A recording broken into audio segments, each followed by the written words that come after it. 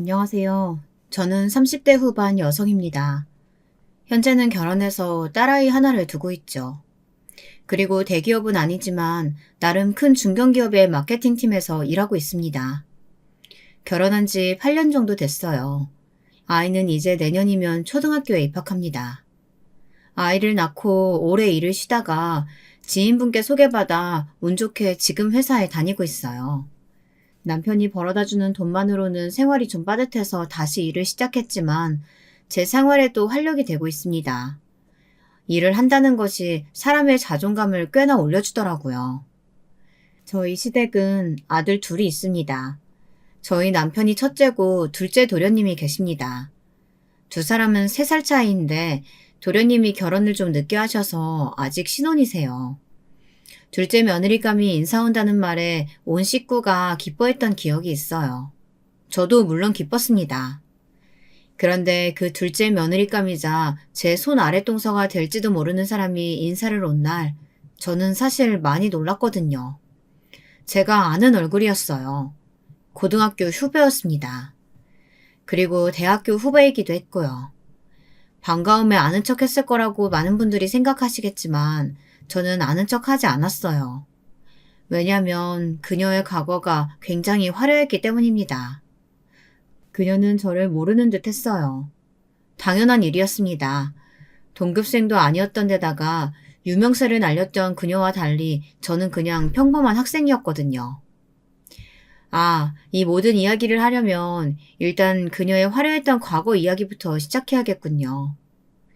화려했다기보다 사실 많은 사람에겐 악몽과도 같은 과거긴 하죠. 본인은 어떻게 생각할지 모르겠지만 말입니다. 앞서 말씀드렸듯 저는 정말 지극해도 평범한 학생이었어요. 그냥 평범한 외모에 평범한 성격, 눈에 띄지도 않고 조용조용히 그다지 남들에 비해 잘난 것도 그렇다고 못난 것도 없는 특별할 게 없는 정말 평범한 학생이었습니다. 아마 친한 친구들 몇몇을 제외하면 저 같은 학생이 있다는 것도 모르는 사람들이 훨씬 많을 거예요. 이 정도면 제 소개가 됐을 것 같네요. 하지만 그 친구는 그런 저와는 아주 많이 다른 친구였습니다. 일단 외모부터가 눈에 띄었어요. 예뻤거든요. 거기서만 그 친구의 명성이 그쳤다면 참 좋았을 텐데 그렇지 않았습니다. 예쁜 얼굴과는 달리 성격은 정말 악명이 높았어요. 그래서 그녀의 얼굴을 보고 접근했던 남자 학생들도 이름을 들으면 뒷걸음질 치곤 했습니다. 같은 학교는 물론이고 근방에 그 친구 이름을 들어보지 않은 사람이 없을 정도였어요. 그만한 유명세에는 다 이유가 있긴 했습니다. 소위 노는 친구들 사이에서도 더 노는 친구, 그런 친구들 중에서도 질이 나쁘기로 유명했습니다. 뭐 학교에서 술 마시다 걸렸다더라 이런 소문은 애교일 정도고 하굣길에 교복 입고 학교 주변에서 담배 피는 걸 선생님께 걸리기도 여러 번. 맨날 같이 어울려 다니는 오빠들은 다 대학생이었고 아이를 가졌는데 지웠다더라 이런 소문도 돌았어요. 물론 소문의 진실이 어디까지인지는 모릅니다. 딱 한 번 학창시절에 그녀와 이야기를 나눠본 적이 있어요. 제가 선배였는데도 그 무서웠던 기억이 아직도 선명합니다. 물론 그 친구는 저라는 아이가 있다는 걸 기억도 못하겠지만 말이에요. 길을 걷다가 제가 지갑을 떨어뜨렸어요. 근데 그 지갑이 그 친구가 지나가는 길 앞에 떨어진 겁니다. 처음에는 그 친구의 얼굴을 제대로 보지도 못하고 말했어요.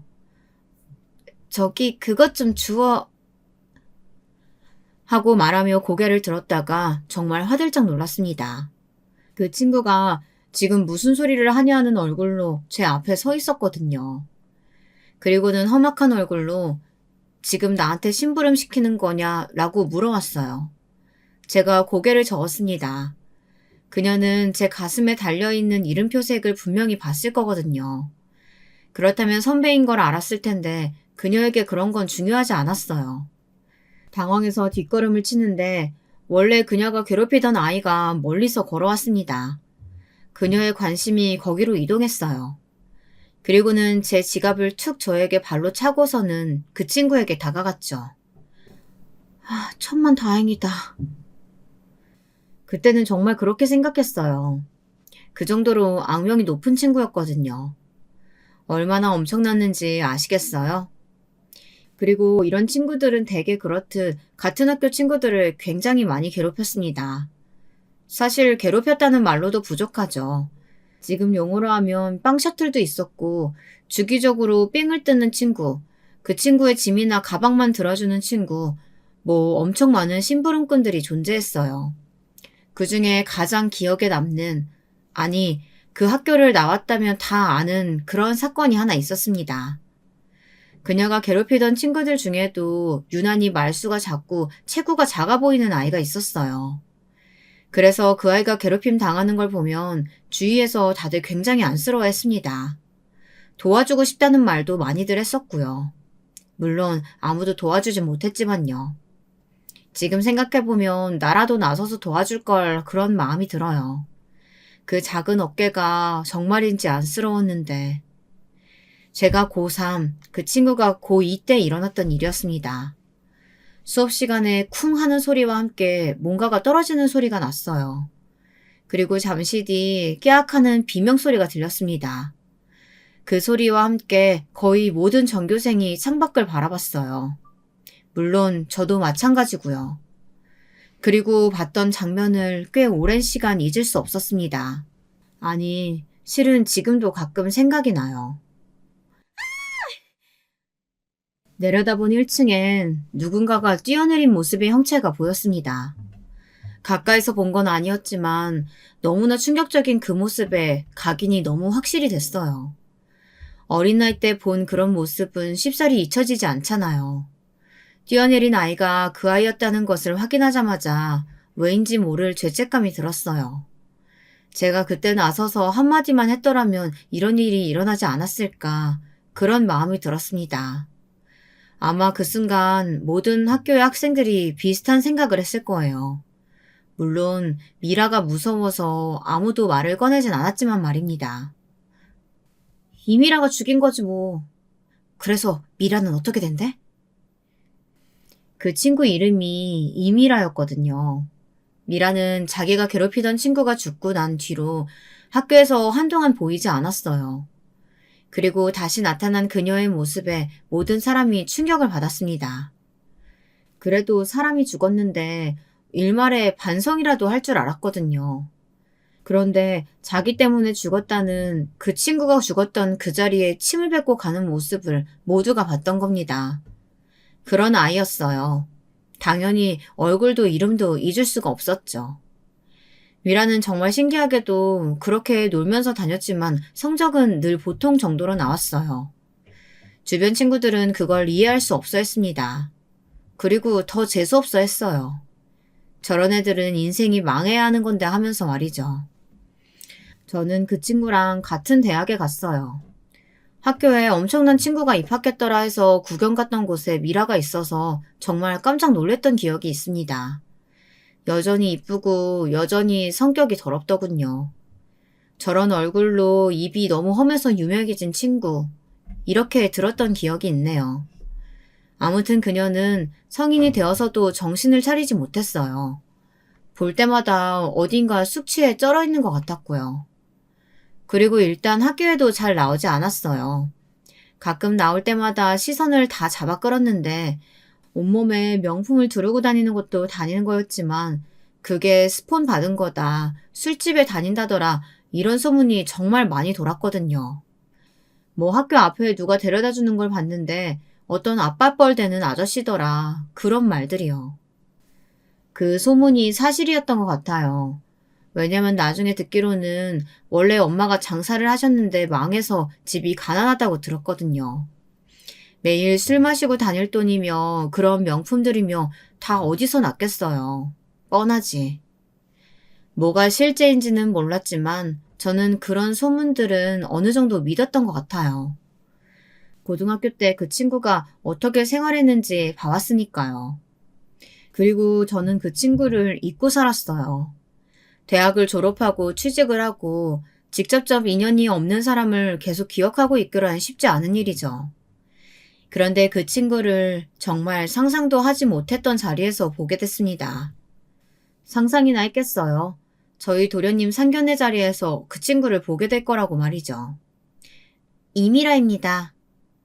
이름을 듣기 전까지는 사실 낯이 익은데 누구였더라 정도였습니다.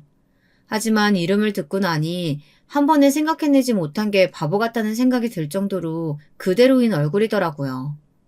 아마 한 번에 알아보지 못한 것도 조신하게 입은 옷과 스타일 때문이었던 거겠죠.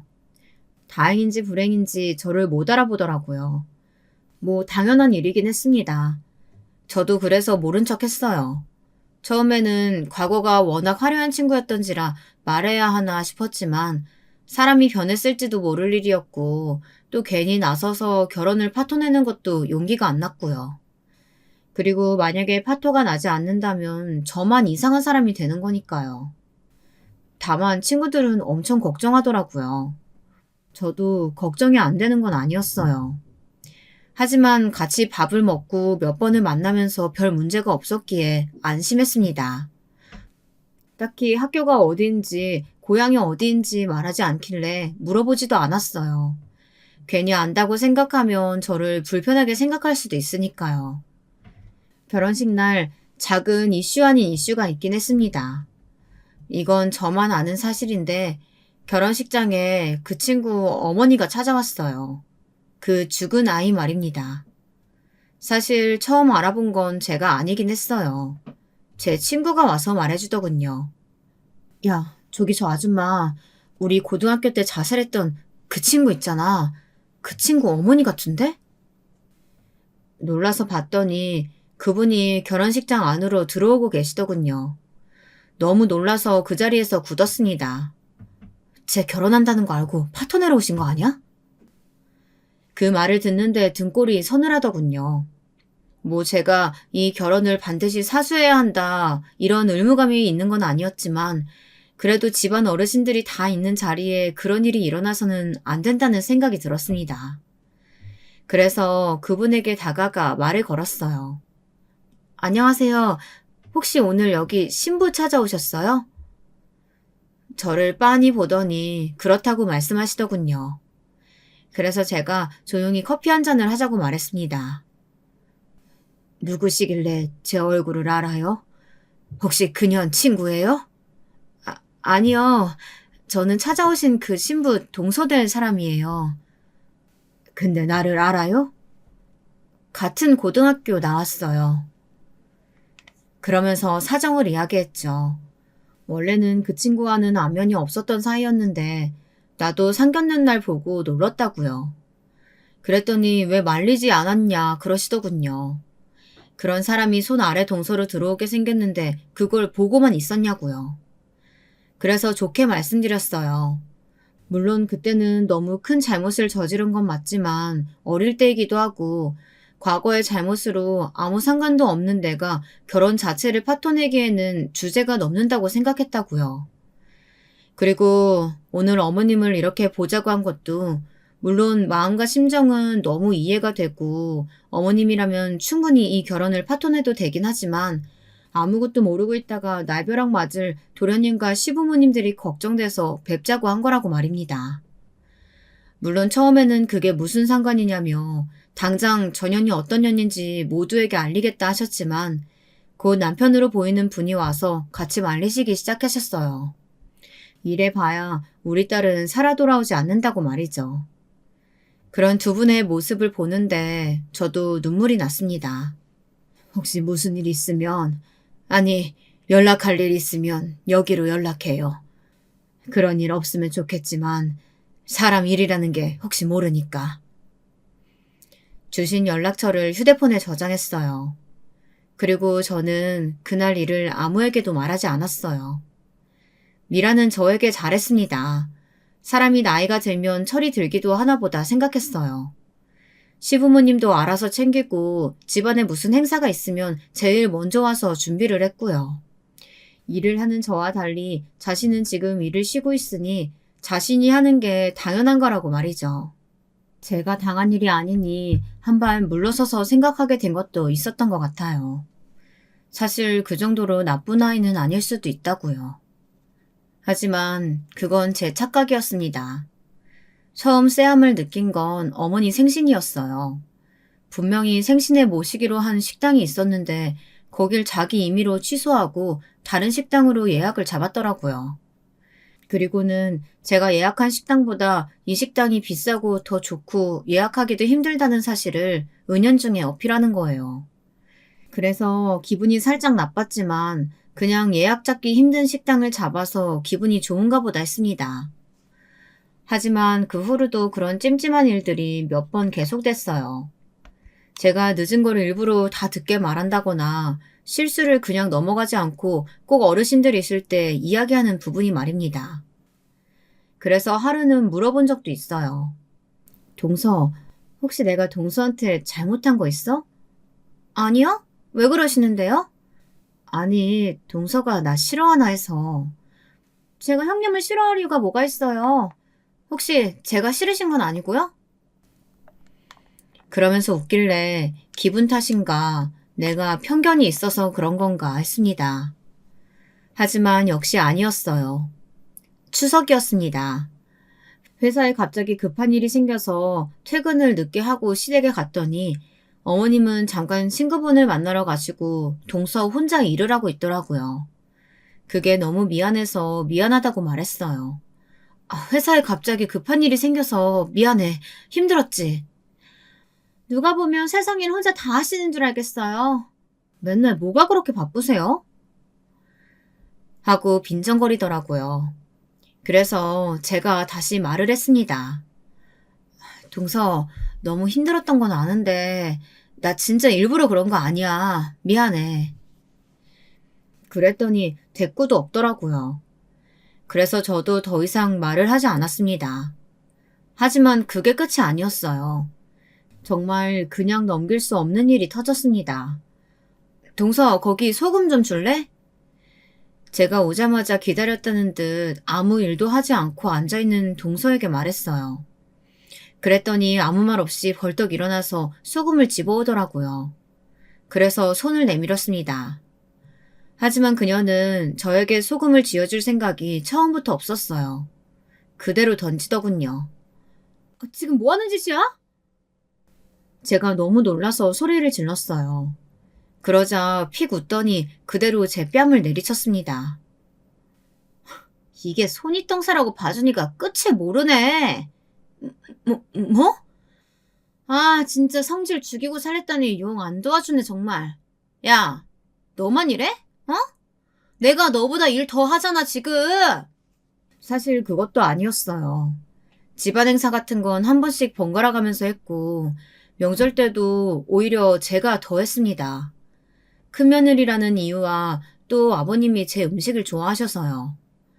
아니, 이번 한 번 늦은 거잖아. 그리고 평소에 일은 내가 더 했는데 그게 무슨 소리야? 야, 네가 큰며느리인데 네가 더 하는 건 당연하지. 근데 오늘 연락도 없이 늦었잖아. 그리고는 뭐? 소금을 달라고? 내가 네 심부름꾼이야? 어디서 감히 누구한테 심부름을 시켜? 동서가 앉아있으니까 달라고 한 거지. 소금 달라는 말도 못해? 그게 심부름이라니 같이 하는 거지. 이 쌍년이 진짜 어디서 자꾸 말대답이야. 진짜 뒤지고 싶어? 쌍년이라니 무슨 말을. 씨발 안 닥쳐?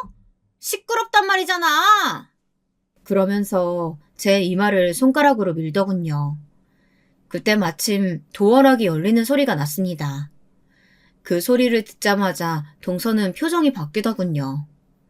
그리고는 제게 낮게 속삭였습니다. 혼자 정신 나간 미친년 만드는 거 나한테 일도 아니니까 닥쳐라, 어? 무슨 정신으로 그날 요리를 했는지 정말 모르겠어요. 아까 그 일은 없는 일이라는 듯 저에게 형님 거리고 시부모님에게 애교 부리는 동서를 보면서 멍했습니다. 당신 오늘 왜 그렇게 넋이 나가 있어? 무슨 일 있어? 당신 도련님 부인 어떤 사람 같아? 재수씨? 애교 많고 어머님 아버님께 잘하는? 당신은 좀 무뚝뚝하잖아. 그래서 그런지 아버지가 좋아하시던데? 그랬습니다.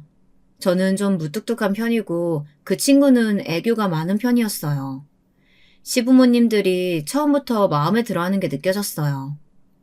아마 그래서 제가 더 이야기를 못하는 것도 있을 겁니다.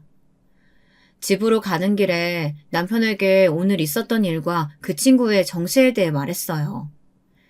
그랬더니 남편이 너무 놀라면서 왜 진작 말하지 않았느냐고 그러더라고요. 그랬으면 이 결혼을 말렸을 거 아니냐고요. 생각해보니까 결국은 그 원망을 들을 것 같더라고요. 남편도 미리 말해주지 않은 거에 대해서 동생과 부모님이 너를 원망할 수도 있다고 말해서 일단은 납득을 했습니다. 그리고는 집으로 돌아와서 곰곰이 생각했어요. 어떻게 하면 그 원망을 듣지 않고 저 친구 정체를 밝힐 수 있을지 말이에요. 그걸 고민하고 있는 찰나에 일이 한 번 더 일어났어요. 이번에는 아버님 생신이었습니다. 집에서 집밥을 드시고 싶다는 아버님 말에 음식을 하고 있는데 자꾸 저보고 일을 떠넘기더라고요. 동서도 좀 해. 제가 그렇게 말했더니 기가 차하더군요. 저 누구 심부름하고 그럴 사람 아니라는 거 말씀드렸을 텐데요. 멍청한 형님? 왜? 누구 심부름 시킬 사람은 되고? 그 말에 무슨 소리 하냐는 듯 저를 쳐다보더라고요. 그래서 말해줬습니다. 우리 고향이 같다고 내가 말했던 적 있었던가? 갑자기 그게 무슨 개소리세요? 여기서 고향 얘기가 왜 나와요? 경정고등학교. 고등학교 이름을 말하니 동서의 눈이 커지더군요. 계속 말을 이어갔습니다. 내가 거기 15회 졸업생이야. 동서는 아마 16회 졸업생이겠지. 나보다 한 학년 아래였으니까. 제가 무슨 말을 할지 다 아는 것 같더라고요. 그래서 뭐요? 뭐 고등학교 때 좀 논 걸 가지고 그거 안다고 협박이라도 하려고요? 좀? 좀 놀았어, 동서가? 사람이 죽었잖아. 동서 때문에. 그 말에 움찔하더군요. 계속 물어붙였습니다. 아마 동서가 계속 연기하면서 그 더러운 본성 숨기며 살았다면 나도 끝까지 아는 척 안 했을 거야. 근데 이렇게 티를 내버렸네. 내가 뭘 알고 있고 뭘 할 수 있을지 어떻게 알고 이렇게 까불지? 어? 걔가 나 때문에 죽었다는 증거라도 있어요?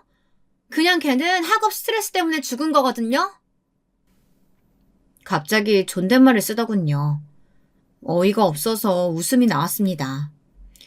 결혼식 날 그 친구 엄마가 찾아왔었어. 뭐라고요? 동서 때문에 죽은 그 친구 엄마. 그 친구 엄마가 찾아왔었다고. 동서 결혼식 파토 내러. 그제서야 아무 말 없이 딱 입을 다물더군요. 내가 그날 그 아줌마 연락처도 받아놨는데 내가 뭘 할 줄 알고 이렇게 막 나오는 거야? 어? 그 말에 인상을 확 찌푸리더군요.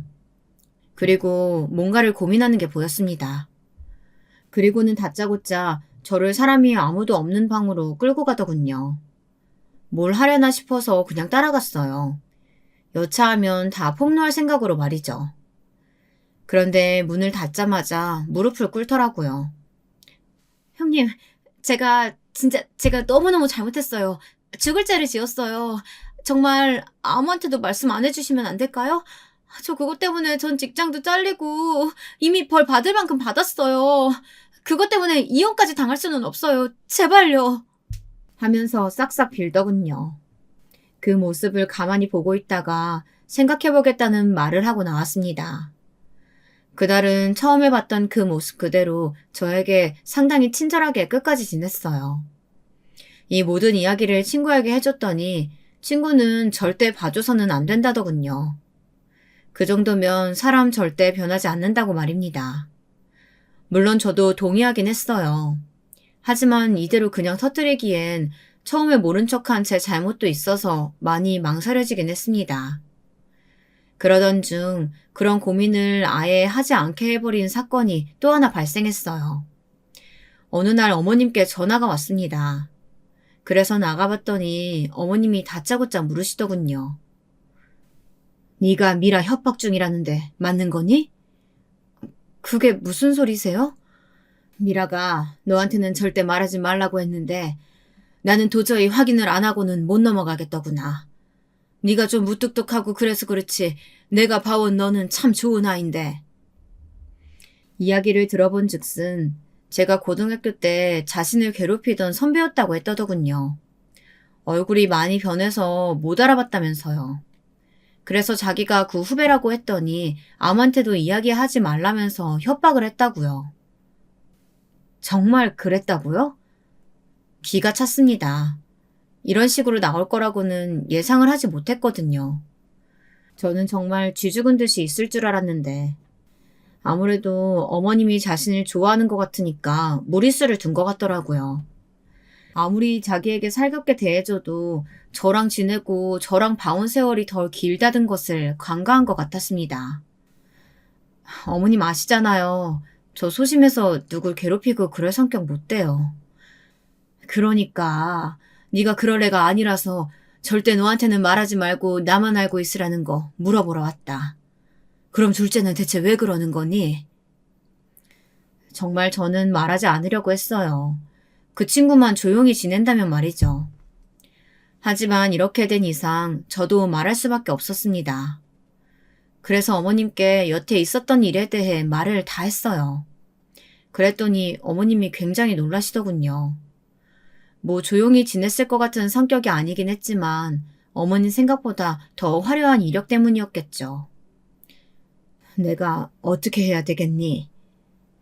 일단 어머님은 가만히 계세요. 제가 알아서 할게요.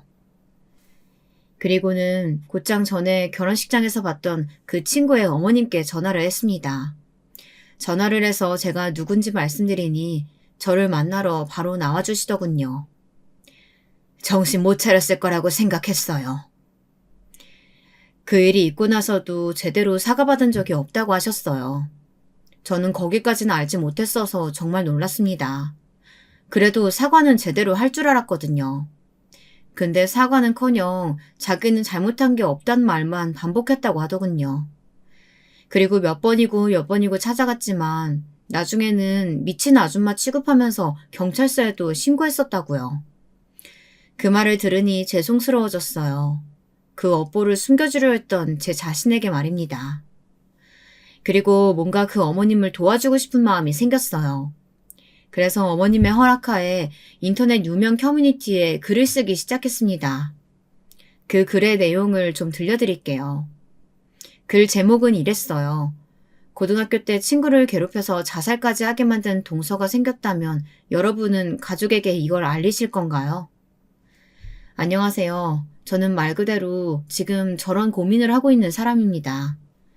지금 제 동서는 고등학교 때 소위 말하는 일진이었어요. 그 중에서도 질이 많이 좋지 않은 편에 속했습니다.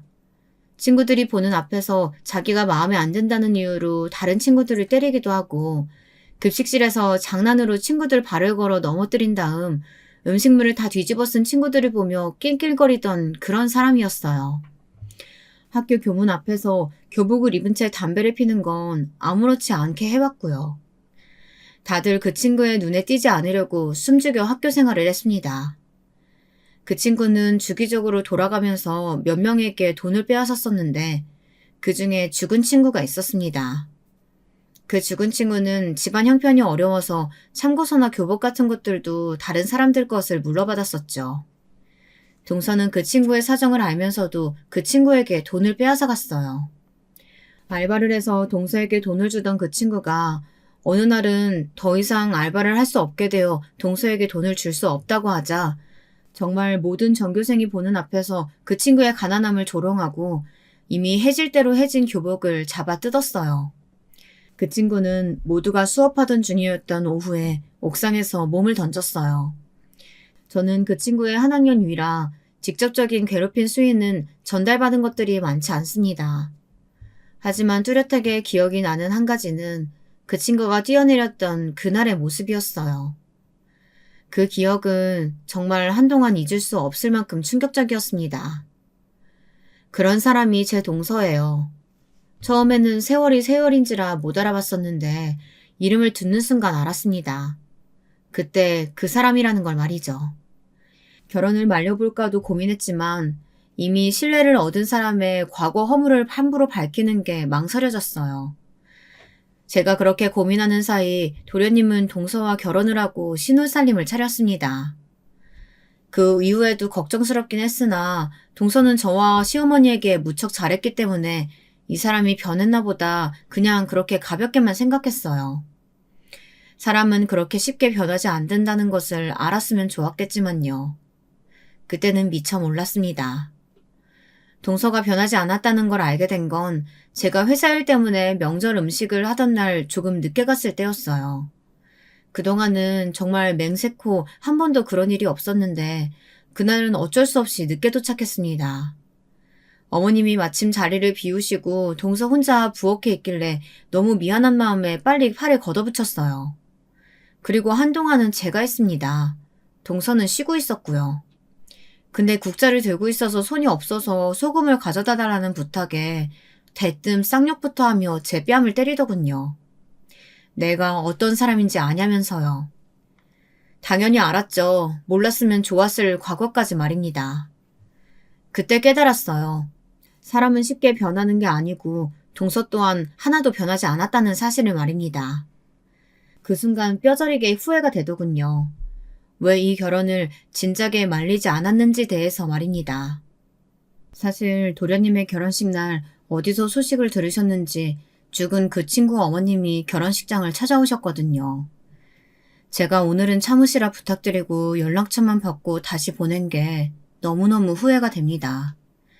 그 어머님은 다른 건 다 필요 없고 그저 동서에게 사과만 받고 싶다 하셨었는데.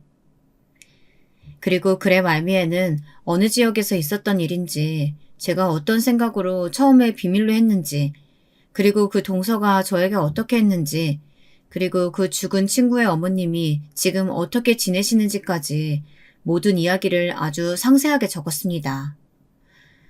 글은 말 그대로 폭발적인 반응을 얻었어요.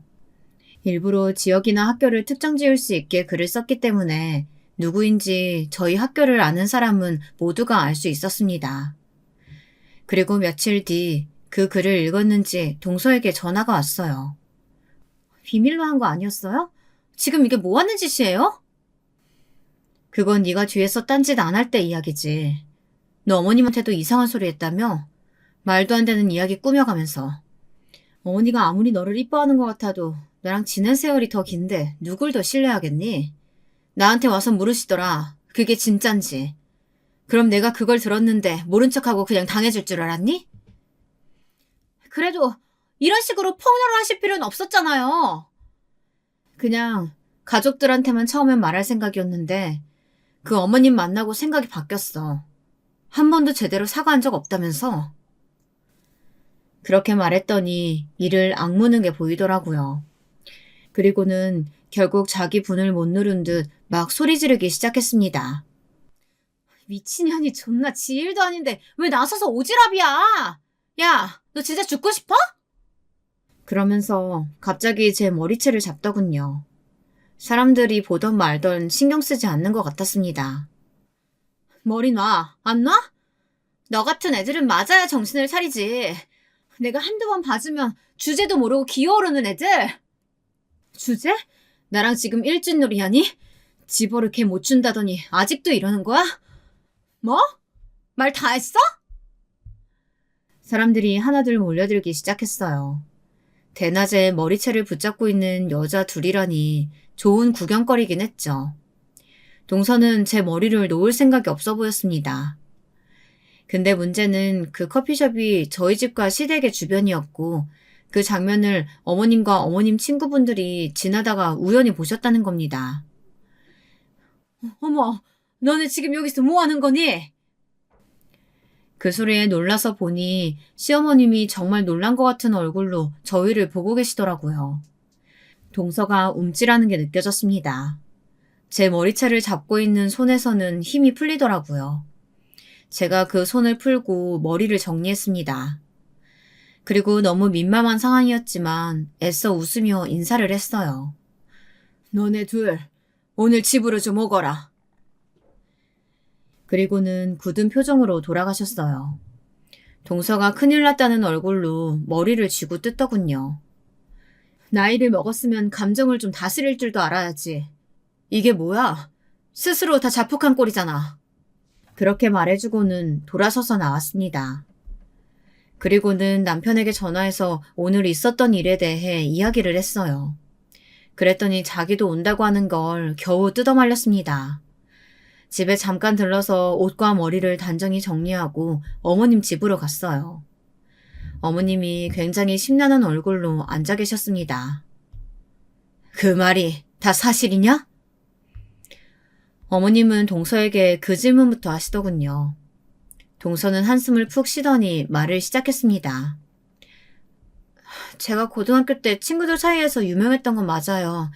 소위 말하는 노는 학생이었던 것도 맞고요. 그런데 저 때문에 누군가 죽었다거나 사람을 때렸다거나 그런 일은 없었습니다. 학교 가서 확인해 보셔도 돼요. 만약에 제가 정말 그 정도로 악질인 학생이었다면 생기부나 학폭위 같은 것도 열렸겠죠. 하지만 저는 그 학교 다니면서 3년 동안 아무 일 없이 잘 다니고 졸업했어요. 물론 좀 유별난 학생이었던 건 맞지만 그 정도는 절대 아니었습니다. 믿어주세요. 전화기요? 네, 안 갔겠죠. 끝까지 자기가 괴롭혀서 그런 게 아니고 그 친구가 자기 문제로 죽었다고 했고 동서가 무서워서 그 누구도 증언을 해주지 않았으니 경찰도 학교도 마땅한 증거가 없었거든요. 게다가 학교는 이 일이 커지는 게 무서워서 덮어주기도 했고요. 그걸 이런 식으로 자기 변명하는 데 써먹더라고요. 그런 모습을 보고 도저히 참을 수가 없었습니다. 그럼 내가 거짓말을 했다는 거네? 제 뭐가 마음에 안 드시는지 모르겠지만 형님도 그만하세요. 말씀해 주시면 제가 앞으로 고칠게요. 정말 어이가 없다는 말은 이럴 때 쓰는 거였더라고요. 그럼 누구 말이 맞는지 앞으로 보면 알겠네. 그리고는 어머님께 인사를 하고 그 자리를 나왔습니다. 그 이후로 어머님은 저에게 따로 연락하시진 않으셨어요. 나중에 들으니 그땐 정말 어머님도 혼란스러워서 판단이 제대로 안 섰다고 하셨더라고요. 동서 이야기를 들으면 그 말도 맞는 것 같아서요. 뭐 이미 본 며느리라 최대한 긍정적으로 생각해 보려고도 하신 거였겠죠. 제 말이 맞다는 게 모두에게 증명된 건 생각보다 오래 걸리지 않았습니다. 제가 올린 글에 정말 수백 개의 댓글이 달렸어요. 동서가 그 글을 지우라는 협박성 문자도 보냈지만 지우지 않은 보람이 있었죠. 댓글로 그 글의 주인공을 알아챈 사람들의 폭로가 시작되었습니다. 아, 그 학교 걔? 걔 근방에 모르는 애가 있었나? 걔한테 삥 한 번 안 뜯겨본 애가 있어? 죽어도 애는 돈 없다고 그렇게 빌었는데 그래도 안 주면 때렸잖아. 난 걔한테 머리채도 잡혀본 적 있어. 나는 걔 빵셔틀이었어. 그녀는 내 이름도 기억 못하겠지. 이런 폭로들이 이어지고 댓글에 사람들끼리 서로 만나서 이야기하자고 자기들끼리 이야기가 나올 때쯤 동서가 찾아왔어요. 그리고는 그 글을 내리지 않으면 고소를 하겠다더군요. 그래서 하라고 했습니다. 제가 그렇게 나올 줄은 몰랐는지 당황하더라고요. 그리고 얼마 뒤 그 죽은 아이의 엄마에게서 전화가 왔습니다. 그 글을 읽으신 것 같더라고요. 그리고 고맙다고 하시더군요. 아이 선생님이 그 글을 읽고 연락을 주셨는데 그땐 너무 죄송했다고 하셨다고요. 뒤늦게라도 사과를 받아서 너무 다행이라고 말이죠. 그리고 곧 동서의 피해자들의 모임을 가졌는지 단체로 폭로하는 글이 올라왔어요. 그 글에는 동서의 행위에 대한 디테일한 묘사들이 있었습니다. 어떻게 괴롭혔는지, 그때 본인들이 어떤 심정이었는지 그런 것들 말이에요. 그 글의 반응은 제가 올린 글보다 더 폭발적이었습니다. 당연히 그럴 수밖에 없었죠. 직접 피해를 입은 피해자들의 증언이었으니까 말이에요. 그 글의 내용은 이러했어요. 저는 그 친구의 소위 말하는 빵 셔틀이었습니다. 1분 내로 빵을 사오지 않으면 정말 뺨을 10대 이상 맞았어야 했어요. 아직도 그 친구에게 뺨을 맞는 꿈을 꿉니다. 저에게는 그런 악몽을 만들어줘 놓고 자기는 시집가서 편하게 살 생각했다는 게 너무 괘씸하네요. 저는 그 친구의 가방을 들어주는 담당이었어요. 어느 날은 그 친구가 던진 가방을 제대로 받지 못해서 바닥에 떨어뜨린 적이 있거든요. 저는 정말 그날 제 가방이 그 친구의 손에 찢겨진 건 물론이고 그 친구의 가방을 새 것으로 사주다 못해 며칠을 머리를 쥐뜯겨야 했습니다. 생각만 해도 열받는다고 그러면서요. 등등의 폭로들이 담겨있는 글이었어요. 한두 명이 아니었습니다. 그 글이 인터넷에 올라오고 얼마 뒤 동서는 저에게 연락을 하지 않았습니다. 그리고 어느 날이었어요. 어머님이 집으로 좀 오라고 해서 갔더니 도련님과 함께 계시더라고요. 그 모습을 본 순간 마음의 준비를 했습니다. 혼날 마음의 준비를 말이죠. 제가 말하지 않아서 생긴 일인 것 같았거든요. 게다가 이 모든 폭로도 가족들과 상의하지 않고 한 일이었기 때문에 저는 기본적으로 도련님에 대한 죄송스러운 마음이 있었기 때문에 사과부터 했습니다. 미리 말씀드리지 못한 거 너무 죄송해요. 사실 처음에는 안일하게 변했을 거라고 생각했어요. 제가 기억하는 동서의 모습과 현재 모습이 너무 달라서. 달라진 사람 과거 들추는 것도 옳은 행동은 아니라고 생각했고 괜히 나섰다가 저한테 튈 불똥도 걱정됐고요. 하지만 결과적으로 제가 말하지 않아서 일이 이렇게 커진 거니까 걔가 잘못 산 건데 네가 왜 사과를 하니? 형수님은 잘못 없으세요. 그러니까 저한테 사과하지 않으셔도 됩니다. 저는 처음에 저에게도 안 좋은 소리를 좀 하시려나 보다 하고 겁을 먹었었는데 그게 아니었더라고요. 도련님의 말을 들어보니 동서는 끝까지 자기는 그런 과거가 없다고 우기다가 폭로자의 단체 폭로에 입을 다물었답니다. 그리고는 다 인정했대요. 자기가 한 일이 맞다고요. 도련님은 과거에 어떤 짓을 저질렀던 만약 당신이 진심으로 사과하고 인정했다면 지금의 화살도 같이 맞아줬겠지만 반성도 하지 않고 인정도 하지 않고 심지어 형수님에게 협박과 폭력을 일삼았던 그 모습은 참아줄 수 없다고. 그건 당신이 과거나 지금이나 그냥 똑같은 사람이란 듯 아니냐며 말했다고 하더라고요. 그러면서 나는 그런 사람과 살 수 없다고 통보했다고 합니다. 도련님과 동서는 이혼 절차를 밟았다고 들었어요. 그리고 어머님께도 잠시나마 저를 의심했던 걸 미안하다는 사과를 들었습니다. 일이 잘 마무리된 것 같아서 참 다행이라고 생각했어요. 사실 저희 가족들은 잘못한 거 하나 없이 가만히 있다가 날벼락을 맞은 거잖아요. 제가 조금 더 신경 썼어야 하는 건데 그런 죄책감이 들었습니다. 동서의 일은 점점 더 커졌어요. 그때 당시에 입을 다물었던 선생님이 양심선언을 하시고 그 양심선언이 또 많은 사람의 관심을 받으면서 동서의 일은 방송도 탔습니다.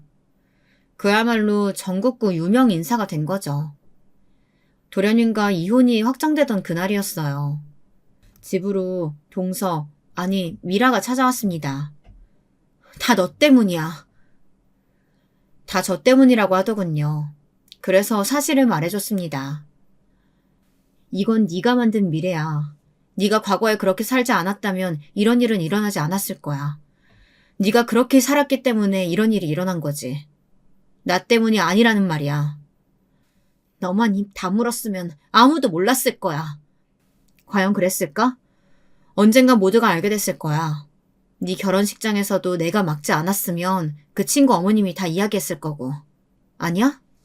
미라는 이를 악물더니 한참을 그 자리에서 저를 노려보더군요. 그리고 자리를 떠났습니다. 그리고 한동안은 소식을 들을 수 없었어요. 도련님과도 이혼을 했고 저도 그 글은 내린 상태라 이제 만날 일이 없다고 생각했습니다. 하지만 그 친구의 소식을 알게 된 건 뜻밖의 사람에게서였어요. 바로 그 죽은 친구의 어머니였습니다. 사과를 하러 한 번은 찾아올 줄 알았는데 끝내 찾아오지 않았다고 하더군요. 그리고 자신에게뿐만 아니라 그 폭로글을 올린 동창들에게도 말이죠. 한 번을 찾아오지 않았다고. 그리고는 소리 소문 없이 어디론가 사라졌다고 말입니다. 방송국에서 동서를 찾기 위해 여기저기 수소문을 했지만 어디론가 종적을 감췄다고 해서 그 친구의 어머님은 불안하다 하셨습니다. 혹시 동서가 잘못된 선택을 할까봐 말이죠. 똑같은 선택하라고 이렇게 내문 건 아니라서요. 저는 그저 우리 딸애를 그렇게 한 걸 사과받고 싶었을 뿐인데. 혹시나 그런 일이 있다고 하더라도 그건 절대 어머님 탓이 아니라고 그렇게 말씀드리고 헤어졌습니다. 집으로 와서 동서의 번호에 전화를 해봤더니 없는 번호라고 하더군요. 도련님 역시 행방을 모른다고 하시더라고요. 그렇게 그 동서는 자신을 아는 모든 사람에게서 종적을 감췄습니다. 마치 원래 없던 사람인 것처럼 말이죠. 시간이 꽤 흐르고 그 일이 있었다는 것도 아, 그때 그랬지 정도로 여길 수 있을 그럴 때였어요. 잊고 있던 동서의 소식을 들을 수 있었습니다. 야, 이미라 결혼하는 것 같은데? 그녀가 결혼을 한다는 소식이었습니다. 친구가 자신의 직장 동료에게서 청첩장을 받았는데 거기 인쇄되어 있는 여자가 아무래도 이미라 같다는 이야기였습니다. 처음에는 이름도 얼굴도 달라서 아무 생각 없었는데 보다 보니까 낯이 익은 거야. 이거 아무리 봐도 이미라 같아. 그리고 전달받은 청첩장의 사진은 제 전 동서가 맞더군요. 물론 성형을 했는지 얼굴이 꽤나 달라져 있었지만 그녀가 확실했습니다. 정말 기가 차더라고요. 그녀가 혹시 잘못된 선택을 했으면 어쩌나 그걸 바란 건 아니었는데 하시며 전전긍긍하시던 그 친구의 어머님 얼굴이 떠올랐습니다. 그래도 일단 확실하게 하기 위해 몰래 그 친구의 뒤를 밟았어요. 물론 그러면 안 된다는 건 알지만 그 친구가 맞는지 확인을 해야 하니까 말입니다. 동서는 정말 완전히 신분을 바꾼 듯 보였습니다. 멀리서 보니 스타일도 얼굴도 완전 다른 사람이더라고요. 그래서 알아차리는데 시간이 좀 오래 걸렸습니다. 우연히 말을 하는 걸 들었는데 목소리는 바꿀 수 없었는지 그대로더라고요. 그래서 알게 됐어요. 사연을 알고 보니 동서는 다른 지역으로 이사를 가 개명을 하고 얼굴을 고쳤더라고요. 그리고는 학력까지 위조해서 그곳에서 터를 잡고 살았다고 하더군요. 그러다가 직장 동료가 소개시켜준 사람과 소개팅을 했는데 그 청년이 동서를 너무 마음에 들어해서 사귀게 되었다고 말입니다. 그 남자가 제 친구의 직장 동료라는 사실은 그 친구가 동서와 같은 고등학교를 다닌 사람일 거라는 건 동서도 예상하지 못한 부분이었겠죠. 세상 정말 좁아요. 그쵸? 친구가 그 직장 동료이자 동서의 새 남편이 될 사람에게 떠보듯 물어봤다고 합니다. 부인 될 분은 어떤 분이셔? 착하고 이쁘고 어쩌다 이런 사람이 나에게 왔을까 싶을 정도로 좋은 사람이에요. 제가 너무 복이 많아요. 라고 하더랍니다. 친구가 그걸 듣고 이 결혼을 그대로 두면 안 되겠다 생각했대요. 저희 집 꼴 나면 어떡하냐고요. 정말 좋은 동료인데 그렇게 둘 수는 없다고 말이죠. 저도 마찬가지로 그렇게 생각했어요. 저희 집이 한번 그런 일을 겪었잖아요. 생각보다 후유증이 컸거든요. 도련님은 사람을 쉽게 믿지 않게 되었고 시댁 어르신들도 이제 누구를 만나든 과거부터 봐야 하는 거 아니냐는 농담을 슬프게 하시고 그런 피해자를 또 만들 수 없다고 생각했습니다. 그리고 그 전에 그 친구가 혹시나 잘못된 선택을 했을까 죄책감을 느끼시던 죽은 친구의 어머님도 생각이 났고요. 그래서 오랜만에 잊고 있던 그 번호로 전화를 했어요.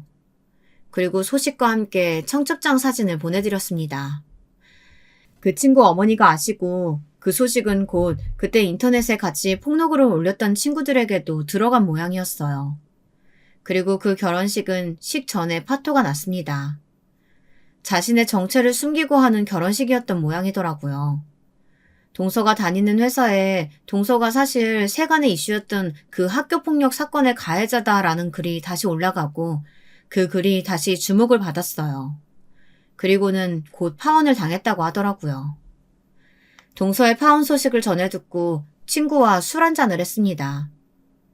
진짜 업보라는 게 있나 봐. 착하게 살아야 돼. 착하게는 살지 못하더라도 남을 괴롭히지는 말아야지. 그리고 혹시 그랬으면 사과를 했어야지. 이름을 바꾸고 얼굴을 바꾸고 그 사람이 아닌 척하면 없어질 과거라고 생각했을까요? 이미 저지른 일이라면 사과라도 제대로 했어야 많은 것들이 달라졌을 텐데 말입니다. 듣기로는 동서는 결국 그 죽은 친구의 어머님과 자신을 괴롭혔던 친구들에게 결국 사과를 하러 간 모양이더라고요. 무릎을 꿇고 미안하다 사과하는 동서를 결국 사람들은 용서를 받아줬다고 합니다. 허울뿐인 사죄라도 결국은 미안하다는 이야기를 들었으니 다행인 거겠죠.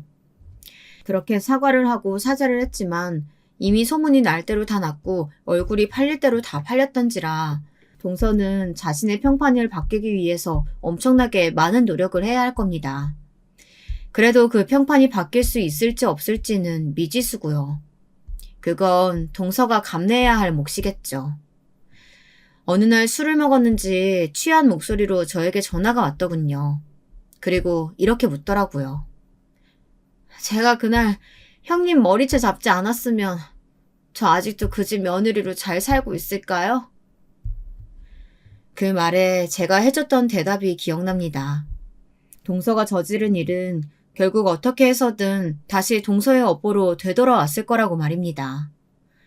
동서가 후회해야 할 건 내 머리채를 잡은 게 아니라 그 시절에 아무 잘못도 없는 친구들을 그렇게 괴롭힌 거라고 말이죠. 지금이라도 과거를 진심으로 반성하고 달라지라고. 그러면 언젠가 남들처럼 살 수 있는 날이 올지도 모른다고 말이죠. 제 말을 한참 듣더니 끊더라고요. 얼굴을 바꾸고 이름을 바꾸고 전에 그 일이 마치 자기가 하지 않은 일인 양 숨기며 살아가도 결국은 잘못은 다들 알게 되었다는 사실을 뼈저리게 알게 된 경험이었습니다. 도련님은 그 이후로 참한 아가씨 하나와 연애를 해서 결혼까지 무사히 마쳤습니다. 그새 동서와 저는 꽤나 사이좋게 잘 지내고 있어요. 정말 착한 사람이더라고요.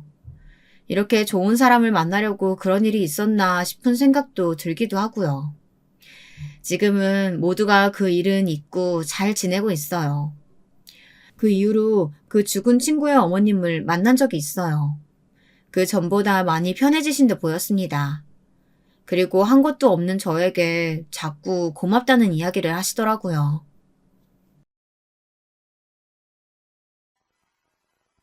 안녕하세요. 저는 30 넘은 여성입니다. 요즘 날씨도 춥고 코로나 때문에 바깥에 못 나가고 있는데 사연 유튜브 덕분에 심심하지 않게 지내고 있어요. 제 사연도 한번 들어보시면 좋을 것 같아서 써봅니다. 저는 결혼한 지 5년 정도 되었어요. 그런데 결혼 자체를 후회하는 것은 아닌데요.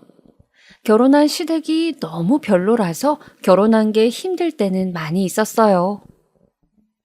사실 사연 유튜브 보시는 분들은 다 비슷한 사정이 있는 분들이 많으시겠지만 저도 시어머니하고 트러블이 참 많았거든요. 사실 별로 트러블이 있을 만한 상황도 아니었는데 시어머니 성격이 정말 굉장히 평균에서 벗어나 있어서 문제가 있기도 했어요. 저희 시어머니는 굉장히 의심도 많고 자린고비 같은 분이세요. 그러니까 본인을 포함해 자기가 아끼는 사람들한테는 돈을 너무 잘 써서 문제고 그렇지 않은 사람들한테는 너무 안 써서 그리고 자기한테 당연히 돈을 줘야 한다고 생각해서 문제이신 분이었죠. 시어머니는 딱 자기 친정 남동생만 예뻐하시더라고요. 남편한테 외삼촌 되시는 분이죠. 남편은 형제가 셋 중 둘째인데 그래도 시아주버님은 시어머니가 많이 편애를 하셨어요. 도련님은 막내라고 또 편애하셨던 것 같고요. 다만 남편은 둘째라서 좀 샌드위치처럼 낑겨있는 위치여서 여러모로 손해를 많이 보았던 것 같아요. 지금도 그렇고요. 그런데 남편은 워낙 무던하고 느긋한 성격이라 그런 것에 그다지 구애받지 않았고 지금도 별로 신경을 쓰지 않아요. 당연히 남편과 결혼한 저 역시도 홀대의 대상이었죠. 아니, 저는 홀대의 대상이었다기보다는 시어머니가 마음대로 컨트롤하고 벗겨먹는 대상이었다고 하는 게 낫겠네요. 저희는 남편이 둘째였는데도 제일 나중에 결혼했는데 그래서인지 아주 시어머니가 저를 쥐잡듯이 잡는데 이골이 나 있으시더라고요. 며느리 다루는데 아주 정통이 계셨던 거였죠. 어느 정도였냐면 시어머니는 제가 가계부 안 쓰는 걸 알고 정말 엄청나게 혼내셨어요. 그러면서 저한테 할부 같은 건 쓸 생각도 하지 말라고 하셨어요. 그리고 자리에 앉은 채로 당장 네 지갑 가져와라. 가져와서 카드 전부 쏟아내라 하시고서는 그 앞에서 카드를 가위로 자르셨죠. 저는 너무 충격적이라서 지금까지도 기억이 나네요. 아무 생각 없이 카드를 다 보여드렸더니 큰 가위를 가져와서 죄다 조각조각 잘라버리시던 손끝이요. 잘 살려면 무엇보다 절약이다 절약. 네 남편 내 아들이지만 그리 능력이 좋은 애가 아니야. 걔는 월급쟁이다. 어차피 버는 거야 거기서 거기니.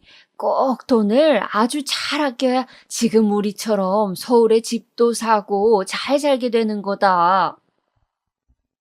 시어머니는 일장연설을 늘어놓으셨어요. 사실 시부모님은 맨주먹으로 시작해서 서울에 아파트를 사셨고 지금도 노후가 그리 걱정되는 편은 아니셨죠. 생각보다 상당히 여유 있게 사시는 편이었어요. 게다가 시어머니는 자린고비이면서도 본인이 필요한 일에는 돈을 잘 쓰는 편이어서 파출부까지도 두고 계실 정도였죠. 사실 파출부는 시아버지한테 정말 조르고 졸라서 허락받으신 거라고는 하던데, 왜냐하면 시아버지도 돈 관리를 엄격하게 하시는 분이었거든요.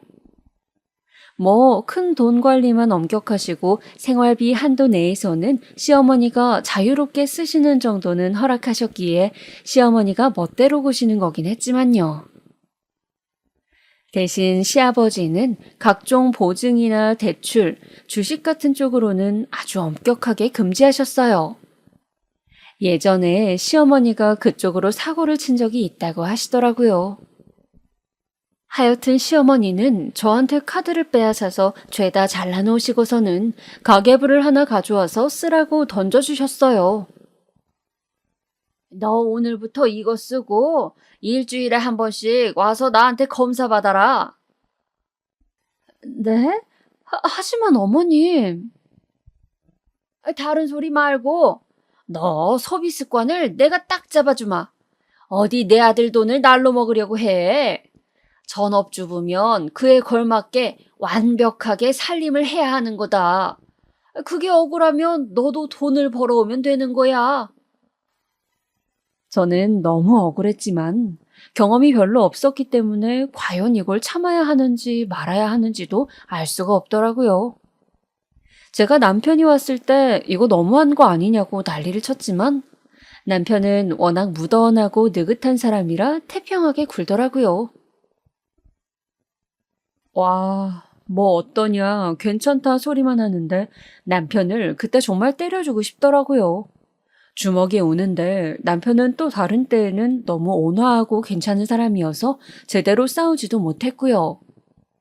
그리고 시어머니는 정말로 가계부를 써오라고 해서 검사를 시작하셨어요. 매일같이 소비 목록을 죄다 적어야 했고 가격과 왜 샀는지조차 적어야 했지요. 저는 과소비를 하는 사람도 아니었고 제가 뭘 사고 싶은 걸 산다고 해도 소소하게 예쁜 머리핀이나 헤어밴드 정도였어요. 그런데 그런 것까지도 시어머니는 너무 못마땅하게 생각하시는 거예요. 에휴, 얘, 너는 대체 뭐 한다고 이런 걸 산 거니? 아, 머리핀이요? 그거 그냥 제가 사고 싶어서요. 너무 예뻐서. 이걸 5,000원이나 주고 사? 아니, 그냥 실핀 꽂아라. 집에 고무줄도 많으면서 왜 대체 쓸데없는데 돈을 쓰는 거야? 어머님, 그런데 그래도 5,000원밖에 안 하는 건데 제가 머리가 자꾸 흘러내려서요. 그렇다고 실핀 꽂긴 너무 작고. 핑계대지 마라. 땅을 파봐라. 5,000원이 나오나? 시어머니는 항상 말끝이 그거였어요. 땅을 파봐라. 돈이라는 게 나오나. 저는 그런 말이 너무 싫었는데 그래도 반항을 할 수가 없었어요.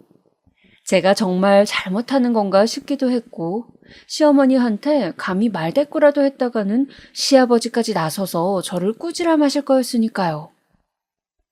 시아버지는 워낙 가부장적이시기도 하고 성미도 엄청 강하고 불같이 화를 잘 내시는 분이라 집안 사람들 모두가 어려워했어요. 그런데 제가 그렇게 가계부 검사를 몇 달 받다 보니까 진짜 하다 하다 뭐 펜 하나를 사는 것에도 너무 스트레스를 받는 거예요.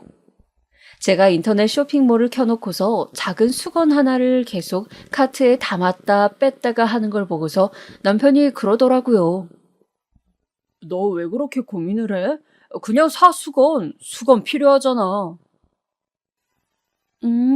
그런데 어머님이 이것도 보고서 나한테 왜 샀냐고 할까 봐. 오빠 월급도 다 알고 엄청 빡세게 보신단 말이야. 아유, 그렇게까지 하셔? 아니, 아무리 그래도 내 월급인데 내 와이프인 네가 그 정도도 쓰는 걸 힘들어할 정도로? 그래, 나 그렇게 산다. 그래서 내가 그때 가계부 검사하신다고 이야기했을 때 말려달라고 했잖아. 아니, 난 엄마가 그렇게까지 하실 줄은 몰랐지. 그렇게까지 하고 계신다고. 야, 그건 네가 좀 제대로 말씀을 드려봐. 엄마가 그렇게까지 꽉 막히시진 않았을 거야. 너무하시네 좀. 남편은 투덜거렸어요. 하지만 자기 엄마도 제대로 모르는 아들이었죠. 시어머니는 그 정도로 꽉 막힌 분이었고 자기 고집대로 밑에 사람이 안 따라와주면 정말 미친 것처럼 화를 내시는 분이기도 했어요. 하지만 저는 그동안 쌓인 게 올라와서 남편의 말을 듣고서는 가만히 생각해 보았죠. 벌써 몇 달 가계부 검사 받았다고 수건 하나 사는데도 몇 시간을 고민하고 앉아 있어야 하는데 만약 1년 넘고 몇 년 동안 계속 검사를 받았다간 제 소비라는 게 없어질지도 몰랐어요. 그래서 남편의 월급이 잘 모이고 있느냐 하면 그것도 아니었어요. 시댁에서 용돈을 요구하셔서 거기로 다 빠져나가고 있었거든요. 시어머니가 가계부를 검사하시니까 저희 집에 돈이 얼마나 여유가 있는지, 얼마나 목돈이 모이고 있는지도 다 아시는 거예요. 그러니까 시어머니는 때때로 본인이 필요하실 때 돈을 요구하셨고, 있는 돈을 핑계를 대서 거절하기도 어려웠던 저는 그때마다 울며 겨자 먹기로 드리고는 했어요. 정말 속상했지만 피할 수 없는 일이기도 했어요. 아직 스물 중반이었던 새 며느리가 강압적인 시어머니한테 대놓고 대거리를 하기란 쉬운 일이 아니었죠. 또 그 주에 시어머니가 저를 불러서 가계부를 가지고 오라고 하셨어요. 저는 가계부를 가지고 가서 내놓았죠. 시어머니는 가계부를 훑어보시더니 한 항목을 짚으셨어요. 고기 왜 이렇게 비싸게 산 거니? 아, 그게 제 생일이 다음 주여서 신랑이 이번 주에 고기 좀 좋은 거 사 먹자고 해서요. 다음 주인데 왜 이번 주에 이걸 샀어? 세일해서요. 그리고 신랑이 다음 주에 너무 바빠서 집에 못 들어올 수도 있다고 이번 주에 고기 좋은 거 먹고 다음 주에도 빨리 들어올 수 있으면 외식하자고. 돈을 이중으로 쓰는구나. 이중으로 써. 시어머니가 큰 소리로 탄식하시더라고요. 아니, 그까지 생일이 뭐라고 네가 두 번씩이나 돈을 쓰는 거니? 그리고 생일이라고 꼭 좋은 걸 먹어야 할 이유는 뭐니? 넌 태어나면서 꼭 이렇게 비싼 고기 먹어야 한다고 달고 태어났어? 대체 왜 이렇게까지 비싼 걸 사서 먹은 거야? 그게 어머님, 이거 그래도 세일해서 싸게 산 건데. 웃기지 마라. 너 그렇게 좋은 고기를 샀으면 시부모님께 먼저 드려야 예의인 거야. 지들끼리 쏙 빼먹어 놓고서는 말이 많구나. 게다가 뭐 다음 주에 애비 시간이 괜찮으면 외식까지 한다고? 생일 같은 걸 잘도 챙기는구나. 애비 월급이 대체 얼마나 많다고 그런 짓을 하는 거니? 어머님, 하지만 1년에 한 번 있는 생일이고. 남편 생일은 챙겨도 아내 생일은 평일처럼 그냥 넘어가는 게 당연한 거야. 이 생각 없는 거사? 시어머니가 우르르르 욕을 쏟아놓으셨어요. 저는 처음에는 위축이 되었지만 계속되는 험한 말 속에서 뭔가 되게 속에서 울컥하는 게 올라오더라고요. 아니, 대체 내가 뭘 잘못했지? 잘못한 게 뭐길래? 생일에 고기 좀 좋은 거, 그것도 세일해서 남편하고 둘이 구워 먹은 게 그렇게나 잘못인가?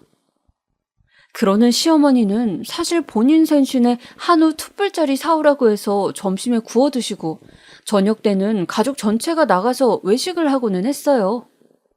계산은 당연히 삼형제 자식들이 나눠서 냈고요. 외식도 아주 호화로운 곳으로 가서 하고는 했지요. 시아버지는 대출이나 보증, 주식 같은 건 극도로 혐오하시지만 가족들이 먹고 쓰는 건 그래도 넉넉하게 해야 한다는 편이셨으니까요. 순간 저는 화가 나서 가계부를 들고서 제가 쓴 부분을 죄다 찢어냈어요. 시어머니가 한참 열을 올리면서 저를 욕하다가 깜짝 놀라서 주춤하시더라고요. 알았어요, 알았어요. 이제 더 이상 그렇게 돈 쓰는 걸 안 보여드릴게요. 됐죠? 뭐라고? 그런데 그건 대체 왜 찢는 거니? 가계부 이제 안 쓸 거니까요. 안 쓰고 안 보여드리면 돈 그렇게 엉망으로 쓰는 꼴도 못 보시겠죠. 그럼 됐죠? 뭐? 얘, 너 지금 무슨 버르장머리를? 제가 뭘요? 아니, 머리핀 하나, 고기 한 점 사는 것도 아까워 죽겠으시면 어머님이 좀 사주세요. 제가 제 남편 돈으로 쓰는 건데 대체 왜 그러시는 거예요? 저는 몇 달이나 눌려서 참아왔던 속을 쏟아냈어요. 얼굴이 시뻘개진 채로 저나 시어머니나 서로 격앙된 채였죠. 시어머니는 부들부들 떨면서 저를 노려보면서 소리를 고래고래 지르셨어요. 나이도 어린 게 어쩜 이렇게 파렴치하니? 좋은 습관 길러주겠다는 시어미를 이렇게? 좋은 습관 어머님이나 가지고 계세요. 전 더 이상 못 견뎌요. 그렇게 한바탕 뒤집어 버리고서 저는 그대로 일어나서 집으로 와버렸어요. 오는 길에 막 눈물이 나더라고요. 제가 결혼을 왜 해가지고 돈 한 푼 쓰는 것도 이렇게까지 스트레스를 받는지 모르겠어서요. 저는 집에 와서 한바탕 울고서는 잠이 들어버렸어요.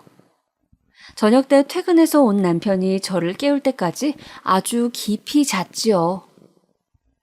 남편은 저를 깨워서 한참 등을 두드려 주었어요. 고생했어. 진짜 엄마가 좀 심하게 굴었나 보네. 당신 어떻게 알아? 아버지한테 전화 받았어. 아버지가 낮에 집에 들어갈 일이 있어서 들어가셨는데 엄마가 거실에서 울고 있더래. 그래서 자초지종 들어보고 찢어져 있는 가계부 훑어봤더니 정말 너무 심했다고. 아버지가 당신한테 미안하다고 전해달라고 하시더라. 아버님 너무 감사하다. 저는 남편한테 꼭 안긴 채로 한참 있었어요.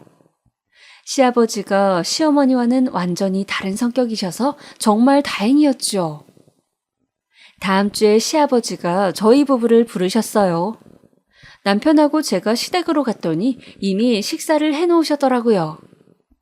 시아버지는 점잖게 웃으면서 저한테 그러셨어요. 미안하다. 이 사람이 뭘 가르치려다 보니 너한테 실수를 했구나. 다시는 그럴 일 없을 게다. 난 그냥 좋은 습관 들여주려던 거였다. 시어머니는 여전히 뾰루퉁한 얼굴로 화가 나 있었지만 워낙 무서운 시아버지 앞이라서 그 이상은 못하셨어요. 저는 눈물이 나올 것 같은 걸 참으면서 고개를 숙여서 사과를 받아들였죠. 그날은 정말 식사가 맛있더라고요. 그 이후로 시아버지가 대체 뭐라고 말씀을 해놓으신 건지 시어머니는 저희 집에 발걸음을 안 하셨어요. 시아버지의 말씀도 있으셨겠지만 약간 저희를 얼굴 보기 싫어하시는 그런 것도 있으신 것 같더라고요. 그런데 그렇다고 저한테 트집 잡는 걸 그만두신 건 아니었어요. 한동안은 잠잠했지요. 시아버지가 집에서 화를 내셨다고 들었으니 시어머니가 꽤 오랜 시간 저한테 뭐라 안 하신 것은 당연했어요. 하지만 시간이 한참 흐른 뒤부터는 슬금슬금 다시 시어머니 특유의 트집 잡기가 시작되었어요. 주로 전화를 하시거나 집에 오라고 하셔서 그랬지요. 예, 너 오늘은 애비 아침에 밥 새로 해준 거니? 네, 해줬어요. 따뜻한 밥을 아침에 해서 먹고 나가는 게 좋으니까요. 반찬은 몇 가지였니? 어제 먹던 치킨 데워서 볶아주었고, 김치하고 무나물. 제정신이니? 어제 먹던 걸 데워서 줬다고? 시어머니는 시아버지가 화내시기 전으로 돌아간 것처럼 말씀을 하시더군요. 마치 그런 일이 없었던 것처럼 저를 혼내던 그 부분들을 다시 가져와서 혼내기 시작하셨어요. 이제 차마 가계부를 다시 쓰라거나 돈 쓰는 걸 영수증까지 가져와서 검사를 받으라는 말씀은 안 하셨지만 그 외에 다른 부분들은 똑같았어요. 정말 숨이 막히는 것만 같았죠. 남편도 그 사이 시간이 흘렀다고 이번에도 또 뜨뜻미지근한 반응이어서 더 화가 났지요. 남편은 이제 가계부 검사도 안 맡으니 그 정도는 그냥 참으라더군요. 그러고 보니 남편의 말이 맞기도 했어요. 저는 어른들한테 거짓말을 한다는 게 너무 양심상 꺼려져서 하지 않았는데 사실 시어머니가 저렇게까지 박하게 구시는데 제가 굳이 진실만을 말할 필요가 있나요? 거짓말 안 하고 신의를 지키는 것도 어느 정도 서로 간에 신뢰가 있는 사이에 하는 거죠. 저는 남편의 말에 그럴까 하고는 남편하고 말을 맞췄어요. 아침에는 항상 제가 3가지 반찬 이상을 새로 해주고 국도 새로 하고 밥도 새로 해주는 것으로요. 저녁에는 5가지 이상 반찬해주고 매일같이 찌개도 새로 끓여준다고 하기로 했어요. 시어머니를 속여 먹으려고 이렇게까지 상세하게 거짓말을 짜서 둘이 입을 맞춘다는 게 좀 어처구니가 없기도 했지만 그래도 시어머니가 들들 볶으시는 것에서 벗어나려면 이런 수밖에 없었죠. 어차피 시어머니가 저희 집에는 오지도 않으시니까 가능한 일이기도 했고요. 그 다음 날부터 시어머니가 전화하셨을 때 저는 밝은 목소리로 대답했어요. 너 어제 저녁찌개 새로 끓였니? 네, 어머님, 그럼요. 무슨 찌개 끓였니? 밥은 새로 했어? 그럼요, 어머님. 김치찌개 돼지고기 잔뜩 넣어서 끓였더니 그이가 무척 좋아했어요.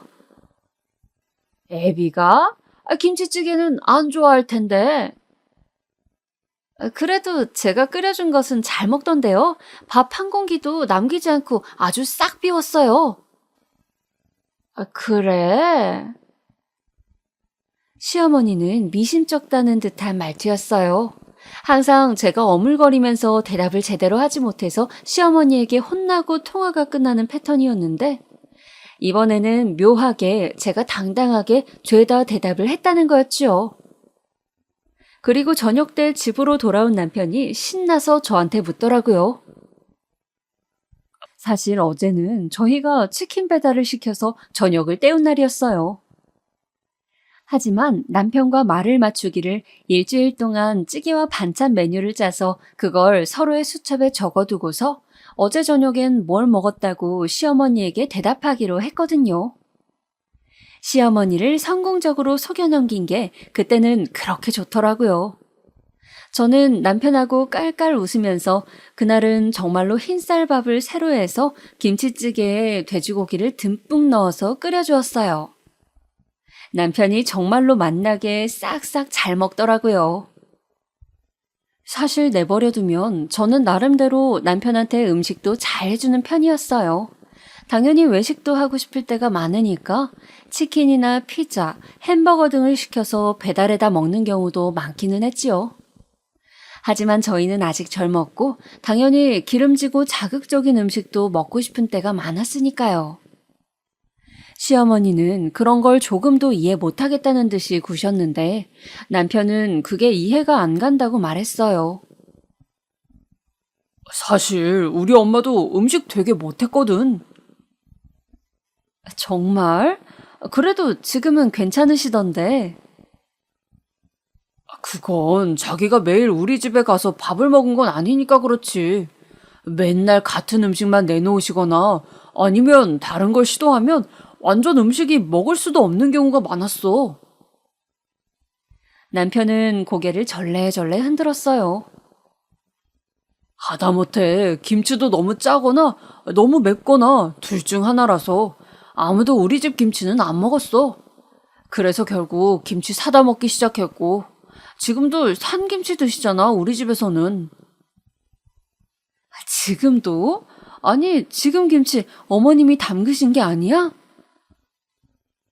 아니야. 절대 아니야. 우리 엄마 진짜 김치 못하거든. 집에서 담근 김치 먹고 싶을 때는 외삼촌네가 갖다 주실 때뿐이었어. 외숙모가 김치를 잘하시는 편이어서 엄마가 드시고 싶다고 할 때 잘 갖다 주셨어. 외숙모랑 외삼촌이 어머니한테 되게 잘하시는 편이었나 봐. 잘하셨지. 근데 또 그만큼 우리 엄마도 외삼촌네한테 잘했어. 아니, 잘한 것도 넘어서서 좀 과하게 하셨지. 남동생이 아니라 무슨 장남처럼 예뻐하셨으니까. 젊었을 때 사실 우리 엄마가 외삼촌 사업에 돈 자기 이름으로 대출해줬다가 난리 났었잖아. 나 그건 처음 들어. 왜, 무슨 일이 있었던 건데? 외삼촌이 예전에 무슨 호박집인가? 그런 건강식품 사업한다고 난리를 쳤는데 다른 사람들이 다 안 될 거라고 투자를 안 하니까 엄마한테 하소연을 한 거야. 자기도 알지만 우리 아버지 다른 건 몰라도 절대 대출이나 보증 같은 거 완전 싫어하고 한 거 걸리면 난리 나잖아. 엄마가 큰 마음 먹고 아버지한테 이건 그런 게 아니라 사업 투자다, 잘 될 거다 하면서 말했다가 아버지가 쌩 난리를 치고 엄마 혼내셔서 다시는 말도 못 꺼냈고. 아니, 그런데 어머님이 본인 명의로 대출하셨단 거야? 그렇지. 엄마가 자기 명의로 대출해서 외삼촌 사업에 쓰라고 주신 거야. 그래서 외삼촌 사업이 잘 되었을까? 당연히 안 되었지.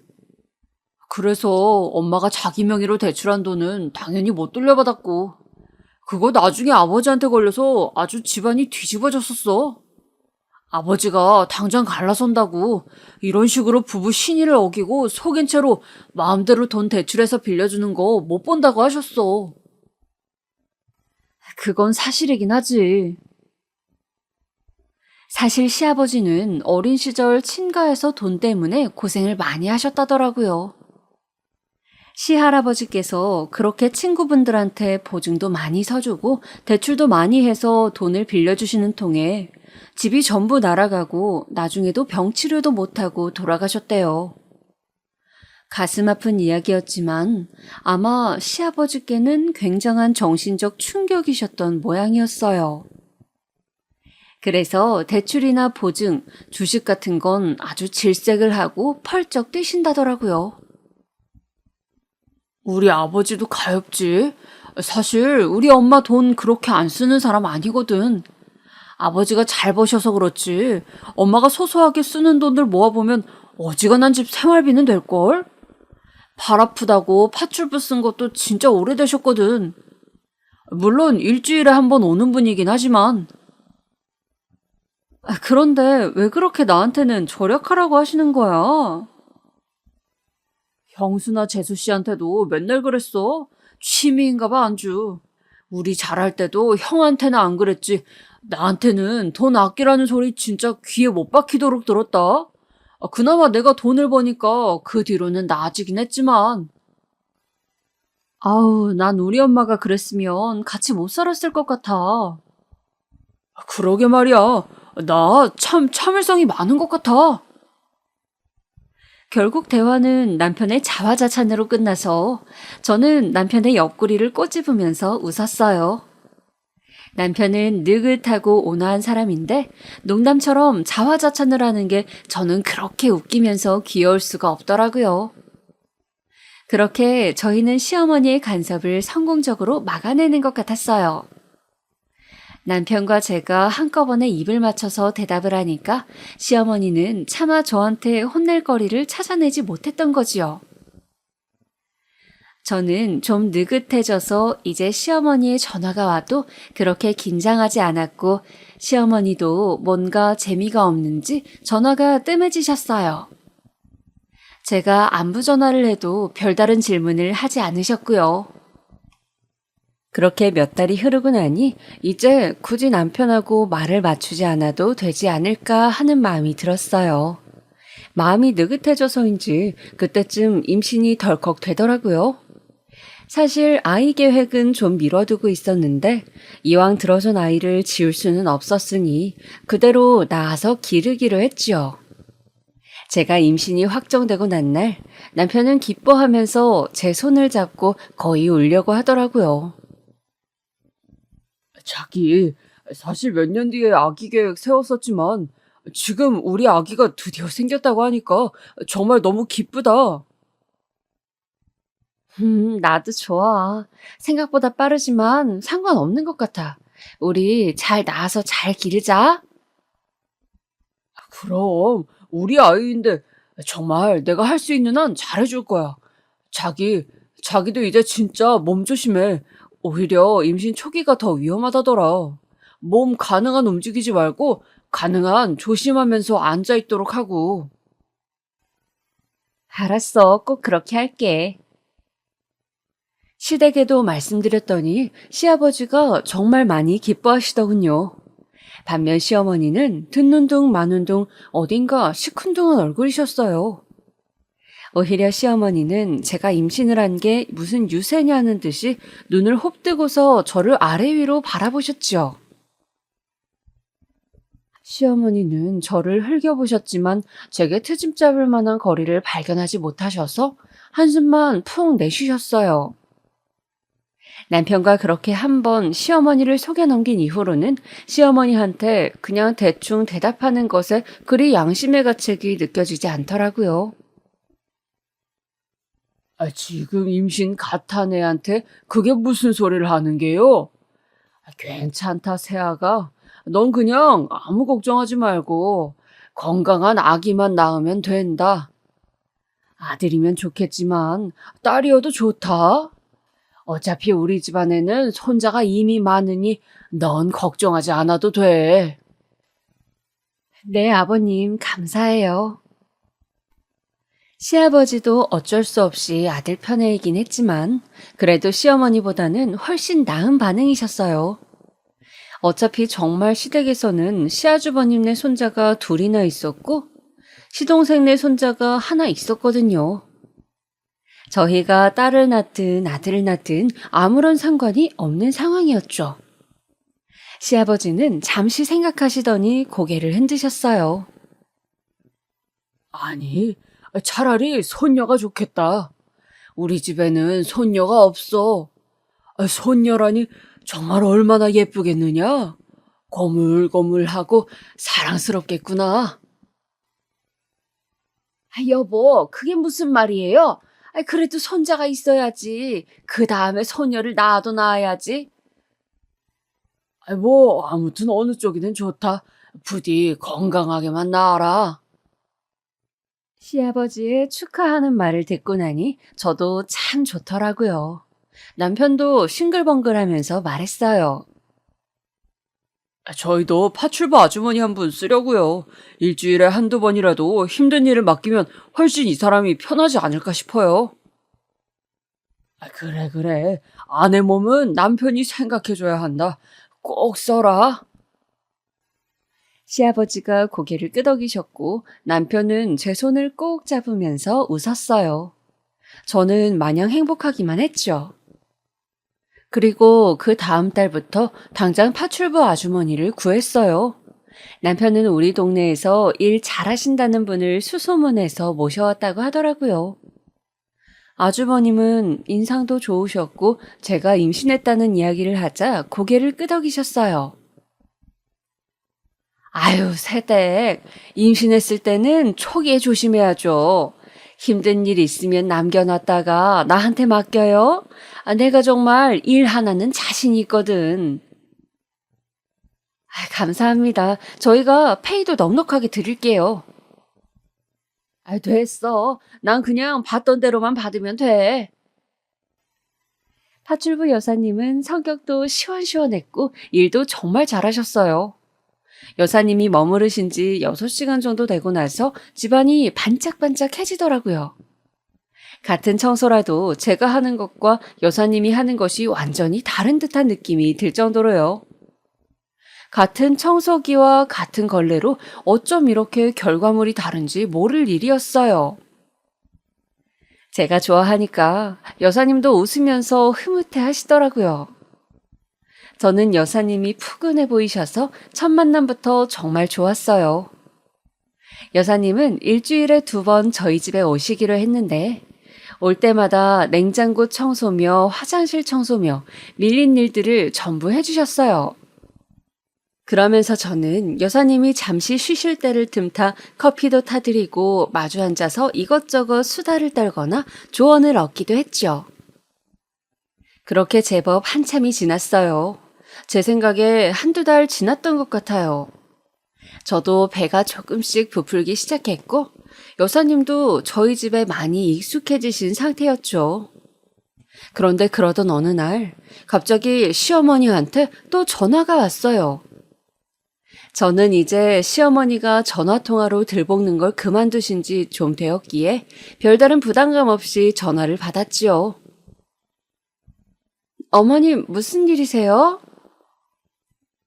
내가 오랜만에 너한테 싫은 소리 좀 하려고 전화했다. 그때부터 벌써 불안한 기운이 감지가 되더라고요.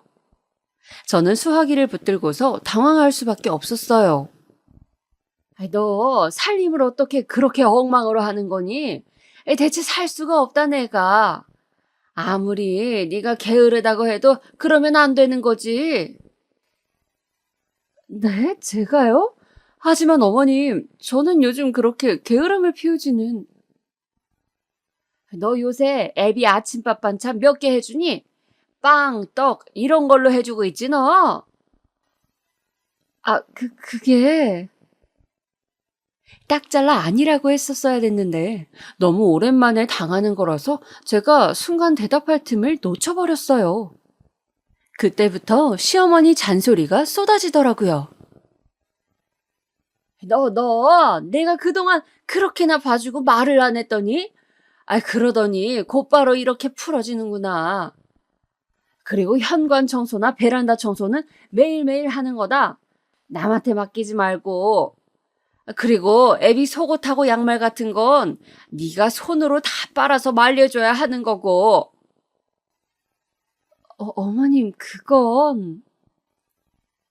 그리고 너 애비 다림질 제대로 안 해주지? 지난번에 우리 집에 왔을 때 애비 양복이 구깃구깃 아주 엉망이더구나. 어머님 죄송해요. 하지만 그건 그이가 너무 옷을 험하게 입어서 아침에 다려줘서 나가도 구겨져서 들어오기 때문에. 또 변명이지. 어머님 그게 아니라 그리고 제가 임신 초기라 신경을 평소보다 못 쓰는 것도 있지만. 누군 아이 안 낳아봤니? 어디 임신이라고 유세야? 난 애를 3 낳았다. 그것도 아들로만 3이었어. 그 열악하던 시절에 아이 3 임신해서 떡두꺼비 같은 아들 3 낳은 내 앞에서 무슨 유세냐? 그 이후로도 시어머니는 거의 1시간 가까이를 난리를 치셨어요. 전화통을 붙들고 있는 제가 어지러울 정도였죠. 저는 잠깐 비틀거리다가 전화를 붙든 채로 바닥에 주저앉은 채 시어머니의 말씀을 들었어요. 중반부터는 시어머니가 대체 무슨 말씀을 하는지도 제대로 못 알아듣겠더라고요. 시어머니는 소리를 빽 지르셨어요. 너, 내가 앞으로 매일 전화할 거다. 내가 그동안 봐준다고 편하게 두었더니 아주 엉망진창이구나. 그러고는 전화를 끊어버리시더라고요. 저는 너무 눈앞이 캄캄해서 주저앉은 채로 한참을 앉아 있었어요. 그리고 그날 저녁 저는 남편한테 그 이야기를 했어요. 하지만 남편은 느긋하게 어깨를 으쓱 할 뿐이었죠. 남편은 오히려 저한테 하소연을 했어요. 사실 그때 남편의 회사가 상태가 많이 안 좋은 편이라서 남편은 이직을 해야 하는 건가 무척 고민이 많은 상태였죠. 사실 명예퇴직을 하기에는 너무 젊은 나이였는데 회사에서는 그것과 상관없이 젊은 직원도 다 자르려고 눈을 부릅뜨고 있다고 했어요. 명예퇴직이면 퇴직금이라도 많이 받지 험악한 상황에서 잘리면 그것도 없을 테니까요. 저는 남편한테 더 이상 하소연도 못하고 그냥 얼마간은 제가 참아보기로 했어요. 정말 회사에서 너무 스트레스 받는 남편한테 계속 제가 더 스트레스를 주느니 제가 좀 참아보는 게 낫겠다 싶었거든요. 그런데 시어머니는 그 후로 정말 매일같이 전화를 하셨어요. 시어머니는 자기가 그동안 너무 참았다면서 제가 버르장머리가 없다고 하셨죠. 제가 뭔가 아니라고 부정만 할라치면 소리를 지르면서 거짓말하지 말라고도 하셨어요. 너무 험하게 말씀하시고 저한테 거친 말씀을 하시는데 눈물이 나더라고요. 그런데 이상한 건 시어머니가 하시는 말씀 중에 거의 대부분이 맞다는 거였어요. 마치 우리 집 사정을 자주 들여다보는 것처럼 잘 아시는 것 같았죠. 심지어는 냉장고에 오래된 반찬을 버리지 않고 있는 게 있었는데 그게 어떤 나물인가까지 아셨어요. 그런 것에서부터 저는 조금씩 이상한 걸 느끼기 시작했는데요. 그렇게 시어머니께 전화통화로 혼나기 시작한 지 한 달여가 지났을 무렵 이웃집 아주머니가 시루떡을 해서 저희 집에 가져오셨어요. 떡을 오랜만에 했는데 너무 많아서 나눠 먹었으면 좋겠다면서요. 시아버지가 시루떡을 무척 좋아하신다는 게 생각이 났고 어차피 저나 남편이나 떡을 안 좋아하니 시아버지가 드시면 좋겠다는 생각이 들었어요. 사실 시어머니 입에 들어갈 걸 생각하면 한 조각도 아깝긴 하지만 그래도 시아버지는 좋은 분이셨으니까요. 괜히 멀쩡한 떡을 버리기도 아까웠고요. 저는 그래서 떡 한 접시를 조심히 포장해가지고 운전해서 시댁으로 갔지요. 시댁은 저희 집에서 겨우 차로 10여 분밖에 안 걸리는 곳에 있었기 때문에 도착했을 때는 떡이 따끈따끈할 정도였어요. 저는 떡을 가지고 올라가서 정말 그걸 놓고만 올 생각으로 올라갔지요. 시댁 초인종을 누르니까 시어머니가 나오셨더라고요. 너 지금 어쩐 일이니? 네? 저희 옆집에서 떡을 가져다 주셨는데 아버님이 떡 좋아하시잖아요. 그래서. 그런데 시어머니가 집안에 저를 들어오라고를 안 하시더라고요. 사실 들어오라고 하셔도 제가 거절하고 가고 싶긴 했는데 좀 분위기가 이상했어요. 그런데 고개를 갸웃거리면서 현관을 봤더니 어딘가 익숙한 신발이 보였어요. 그리고 부엌에서 뭔가 익숙한 소리도 들려왔지요. 사모님, 여기 이 냄비 어디다 놓을까요? 아줌마. 나중에 내가 이야기할게요. 잠시만. 전 그 두 가지를 목격하고 저희 집에 오는 파출부 아주머니가 시댁에도 오고 있다는 사실을 알아차렸어요. 전 순간 너무 놀랐지만 본능적으로 최대한 못 알아챈 척을 했어요. 아무것도 모르는 것처럼 행동하면서 웃으면서 시어머니께 인사를 했지요. 그리고 저는 돌아서서 나왔지요. 나와서 제 차 안에 있는데 놀란 가슴이 가라앉지를 않았어요. 그동안 이상할 정도로 저희 집 사정을 시어머니가 잘 아시더니만 파출부 여사님이 시댁에도 가고 있는 거였어요. 어쩐지 정말 너무 자세하게 아시더라고요. 냉장고 청소를 여사님이 해주시니까 당연히 냉장고 사정에 대해서도 잘 아시는 거였죠. 저는 집에 와서 한참 생각했어요. 만약 파출부 여사님이 시댁에서 시어머니와 친하게 지내고 있다면 저 역시 파출부 여사님과 친하게 지내야겠더라고요. 여사님을 닥달해서 제가 얻어낼 게 아무것도 없잖아요. 오히려 친하게 지내서 시댁 사정을 알아보는 게 나을 것 같았어요. 그래서 다음 주 파출부 여사님이 오셨을 때 저는 캡슐 커피를 내려서 우유까지 타고 사다 둔 조각 케이크를 꺼내서 드리면서 같이 즐거운 디저트 타임을 즐겼어요. 여사님은 이런 거 너무 오랜만에 먹어본다면서 정말 즐겁게 드시더라고요. 저는 환하게 웃으면서 비스킷하고 쿠키도 꺼내드렸죠. 아니, 여사님, 그런데 혹시 저희 시댁에도 일 나가세요? 저는 말을 돌리지 않고 곧장 여쭤봤어요. 여사님은 순간 목이 먹힌 듯 컥컥거리시더니 커피를 한 모금 드시고서는 제 눈치를 보시더라고요. 저희 사정을 미주알 고주알 일러 바치셨으니 뭔가 찔리기야 하셨겠죠? 저는 괜찮다는 듯이 웃으면서 고개를 저었어요. 어머, 여사님, 저희 시어머니하고도 친하셨구나. 아유, 근데 저희 어머님이 좀 인색하셔서 일하시기 많이 힘드시죠? 아, 세댁. 어머, 좀 그 사모님이 그런 면이 있으시긴 하셔요. 제가 그렇게 말하니까 여사님은 동감한다는 듯이 크게 고개를 끄덕였어요. 사실 시어머니의 행태야 뻔했거든요. 분명히 돈 주고 사람 쓴다고 절대 쉬는 시간도 안 주고 커피 한 잔, 물 한 잔도 인색하게 굴었을 거였어요. 그래서 저는 시어머니 흉을 보면서 여사님과 친근하게 대화를 했고 여사님도 처음에는 쭈뼛거렸지만 점차 아주 열변을 토하기 시작했어요. 그러니까 그 사모님도 좀 너무 하시더라고. 내 일 시간이 끝나야 간신히 주스 한 잔이나 물 한 잔을 주시는 거야. 내 일 시간 동안은 쉬는 시간 10분도 아깝다는 거지. 그렇죠. 평상시에 항상 그러세요. 며느리인 저한테도 그러시는걸요. 얼마나 시집살이를 심하게 시키시는지. 아유, 그래도 잘 사는 집 사모님인 줄 알았더니 너무 인색하고 까다로운 양반이더라고. 아유, 그런 양반 며느리로 어떻게 사는 거예요, 세댁. 정말 안 됐다.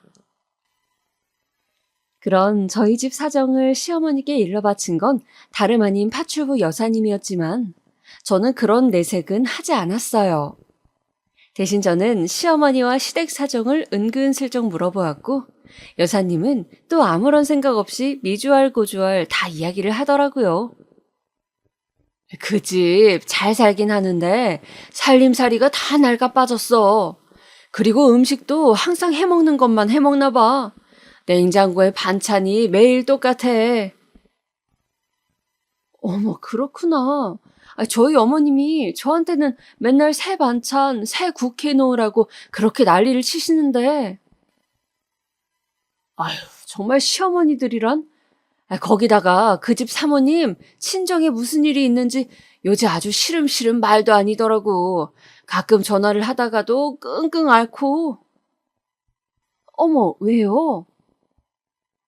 무슨 남동생이 있는 모양이지?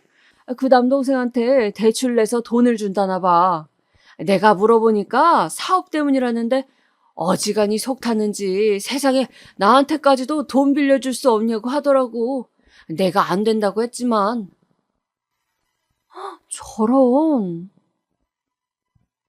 세상에 시어머니는 그 남동생분한테 또 자기 명의로 대출을 내서 돈을 빌려줄 모양인 것 같더라고요. 저는 너무 예상 외의 사건을 알게 되어서 놀랐죠. 파출부 여사님은 신나게 커피와 디저트를 먹으면서 저와 시어머니 욕을 하다가 그날은 제대로 일도 하지 않은 채로 집으로 돌아가셨어요. 저는 파출부 여사님하고 말하면서 그냥 시댁에서 시어머니가 얼마나 살림을 엉망으로 하나만 알고 싶었을 뿐이지 이런 일을 알고 싶지는 않았어요. 이걸 알면 시아버지가 정말 이혼한다고 집안이 뒤집어질 일이었거든요. 하지만 아는 상황에서 입을 다물고만 있을 수는 없어서 저는 남편이 퇴근할 때를 기다려서 이 일을 의논했어요. 과연 느긋하고 태평한 남편도 이 일에는 심각한 얼굴이 되더라고요. 어머니가 또? 아, 대체 무슨 생각이시지?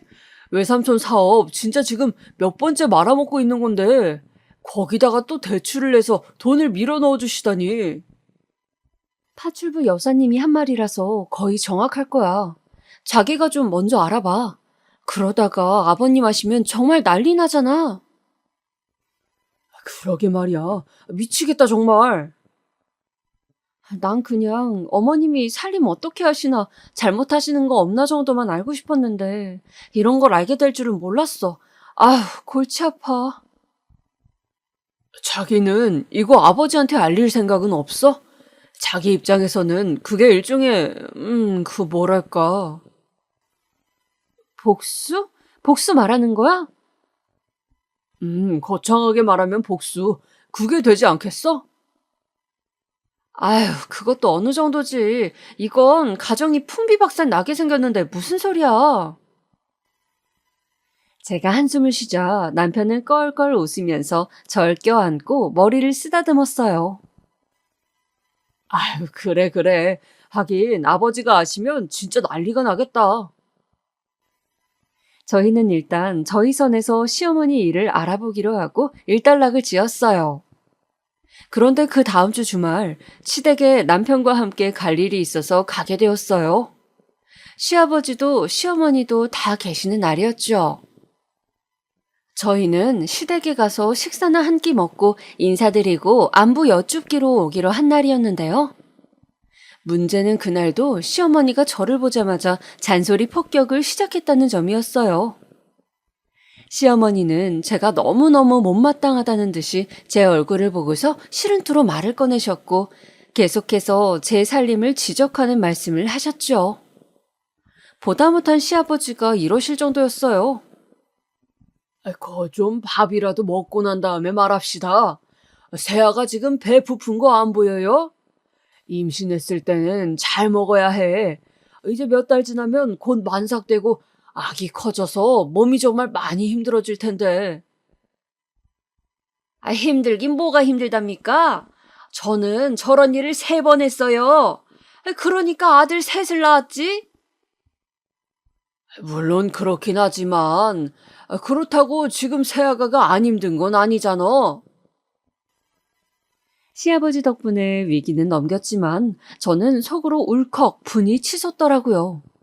파출부 여사님까지 훔쳐가서 저희 소식을 알아내고 그걸로 저를 구박하기 위해 사용하시는 어머니가 너무 괘씸했어요. 사실 참는다고는 참아도 제가 뭐 성인군자가 아니잖아요. 지금 시아버지 몰래 가정이 박살날 만한 짓을 하고 있으면서 저한테 저렇게 구는 게 혹시 자기 스트레스를 푸는 건 아닌지 의심될 정도였죠. 저는 꾸역꾸역 밥을 먹었고 식구들의 식사가 모두 끝난 이후에 설거지와 뒷정리까지 혼자 다 했어요. 남편이 도와주려고 했지만 시어머니는 매몰차게 남편 손을 잡고 거실로 나가버렸지요. 저도 남편 등을 밀면서 일단 나가 있으라고 했고요. 남편이 손에 물 한 방울이라도 묻혔다가는 그 뒷감당을 제가 어쩌려고요. 시어머니는 남편이 둘째 아들이라 별로 예뻐도 안 했으면서 그런 남편이 제가 있는 상황에서 부엌 일을 하는 건 또 못 보겠더라고요. 속이 부글부글 하는 상태에서 저는 뒷정리를 다 하고 거실로 나갔어요. 그때를 기다렸다는 듯이 시어머니가 커피 타오고 과일 깎으라고 저한테 명령하시더군요. 저는 그때 이를 꽉 물고서 과일과 차를 대령했고 가족들이 차를 마시는 동안 혼자 과일을 깎았어요. 그리고 아니나 다를까 또다시 시어머니의 호령이 시작되었죠.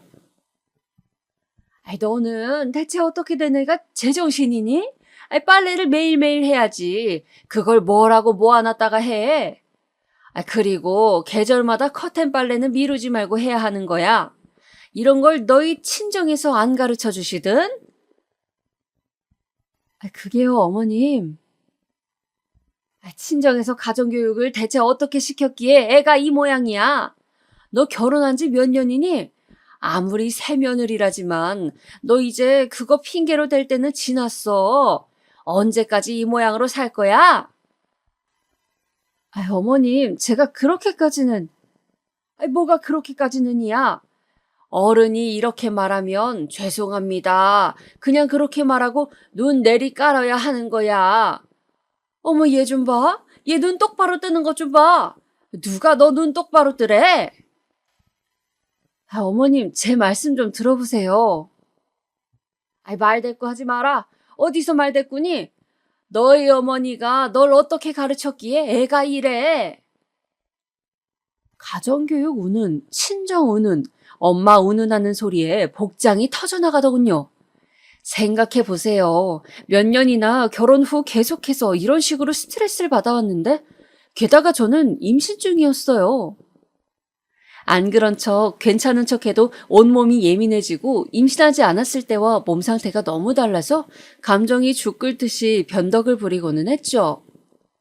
그런 와중에 시어머니가 불을 들이부어 버리니까 제가 제정신이기도 힘들었어요. 남편이 제 눈치를 보면서 말리려고 하고 시아버지도 시어머니가 너무 과격하게 말씀하시니까 말리려고 했지만 시어머니는 이미 저를 공격하려고 혈안이 되어 있어 아무 말도 들리지 않는 상태셨죠. 너 내가 가만히 있으니 정말 아무것도 아닌 허수아비로 보이니? 어쩜 저렇게 고약한 아이가 들어왔을까 우리 집에. 내가 너였으면 정말 바짝 엎드려서 어른들 말씀 따르면서 그대로 했을 거야. 넌 어쩜 애가 그러니? 저요? 글쎄요, 어머님보다는 나은 것 같은데요. 자기야. 뭐라고? 너 지금 뭐라고 했니?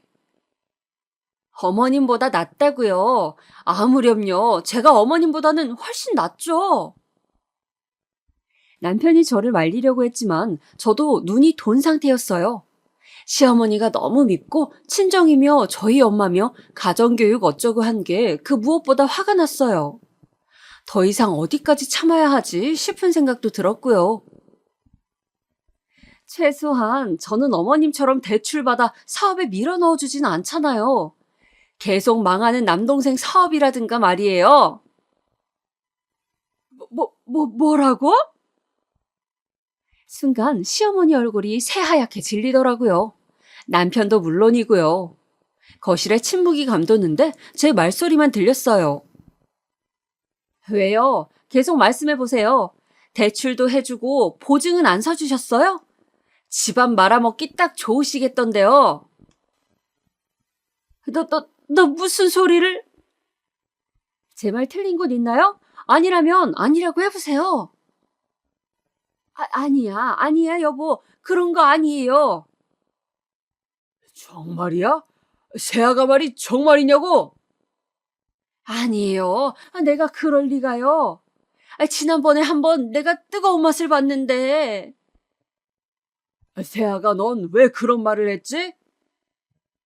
저는 숨을 가라앉히면서 자초지종을 말했어요. 시아버지는 다 듣고 난 후 시어머니를 노려보셨죠. 시어머니는 새파랗게 질린 채로 입을 가린 채 울기 직전이시더라고요. 시아버지가 아무 말도 하지 않은 채로 시어머니와 함께 안방으로 들어가시고 나서 곧 안방에서 큰 소리가 나기 시작했어요. 시아버지의 노호성이었죠. 남편은 흥분한 저를 달래서 집으로 데리고 왔어요. 나중에 들었는데 시어머니는 친정 남동생한테 주려고 억대 대출을 받아놓은 상태였대요. 다행히 대출금을 남동생한테 입금하기는 전이었다는데 시아버지가 시어머니를 데리고 당장 은행으로 쫓아가서 시어머니 이름으로 대출을 줘야 하라고 해서 알게 되었다더라고요. 심지어 보증까지 서주려고 준비하고 있었대요. 시어머니는 그 남동생하고 나이 차이가 아주 많이 났기 때문에 아들같이 여긴다면서 어떻게 망하는 애를 그냥 두고 보냐고 엉엉 우셨다더군요. 그 덕분에 정말 시부모님이 이혼 위기까지 가셨는데 중간에 저희 아기가 태어나는 바람에 흐지부지 되었어요. 우리 집 최초의 손녀였죠. 시아버지는 저희 아기한테 완전히 푹 빠지셔서 나중에 손녀한테 조부모가 다 늙은 나이에 이혼했다 이야기 들려주기 부끄럽다면서 이혼을 포기하셨어요. 그 덕분에 시어머니는 이혼을 안 당할 수 있었지만 그때 이후로는 시댁에서 거의 말씀도 못하시고 눈치를 보면서 지내게 되었지요. 제가 충동적으로 저지른 일이기는 했지만 그래도 무척 속 시원한 결말이기는 했어요. 제 이야기는 여기까지입니다. 잘 들으셨으면 좋겠어요.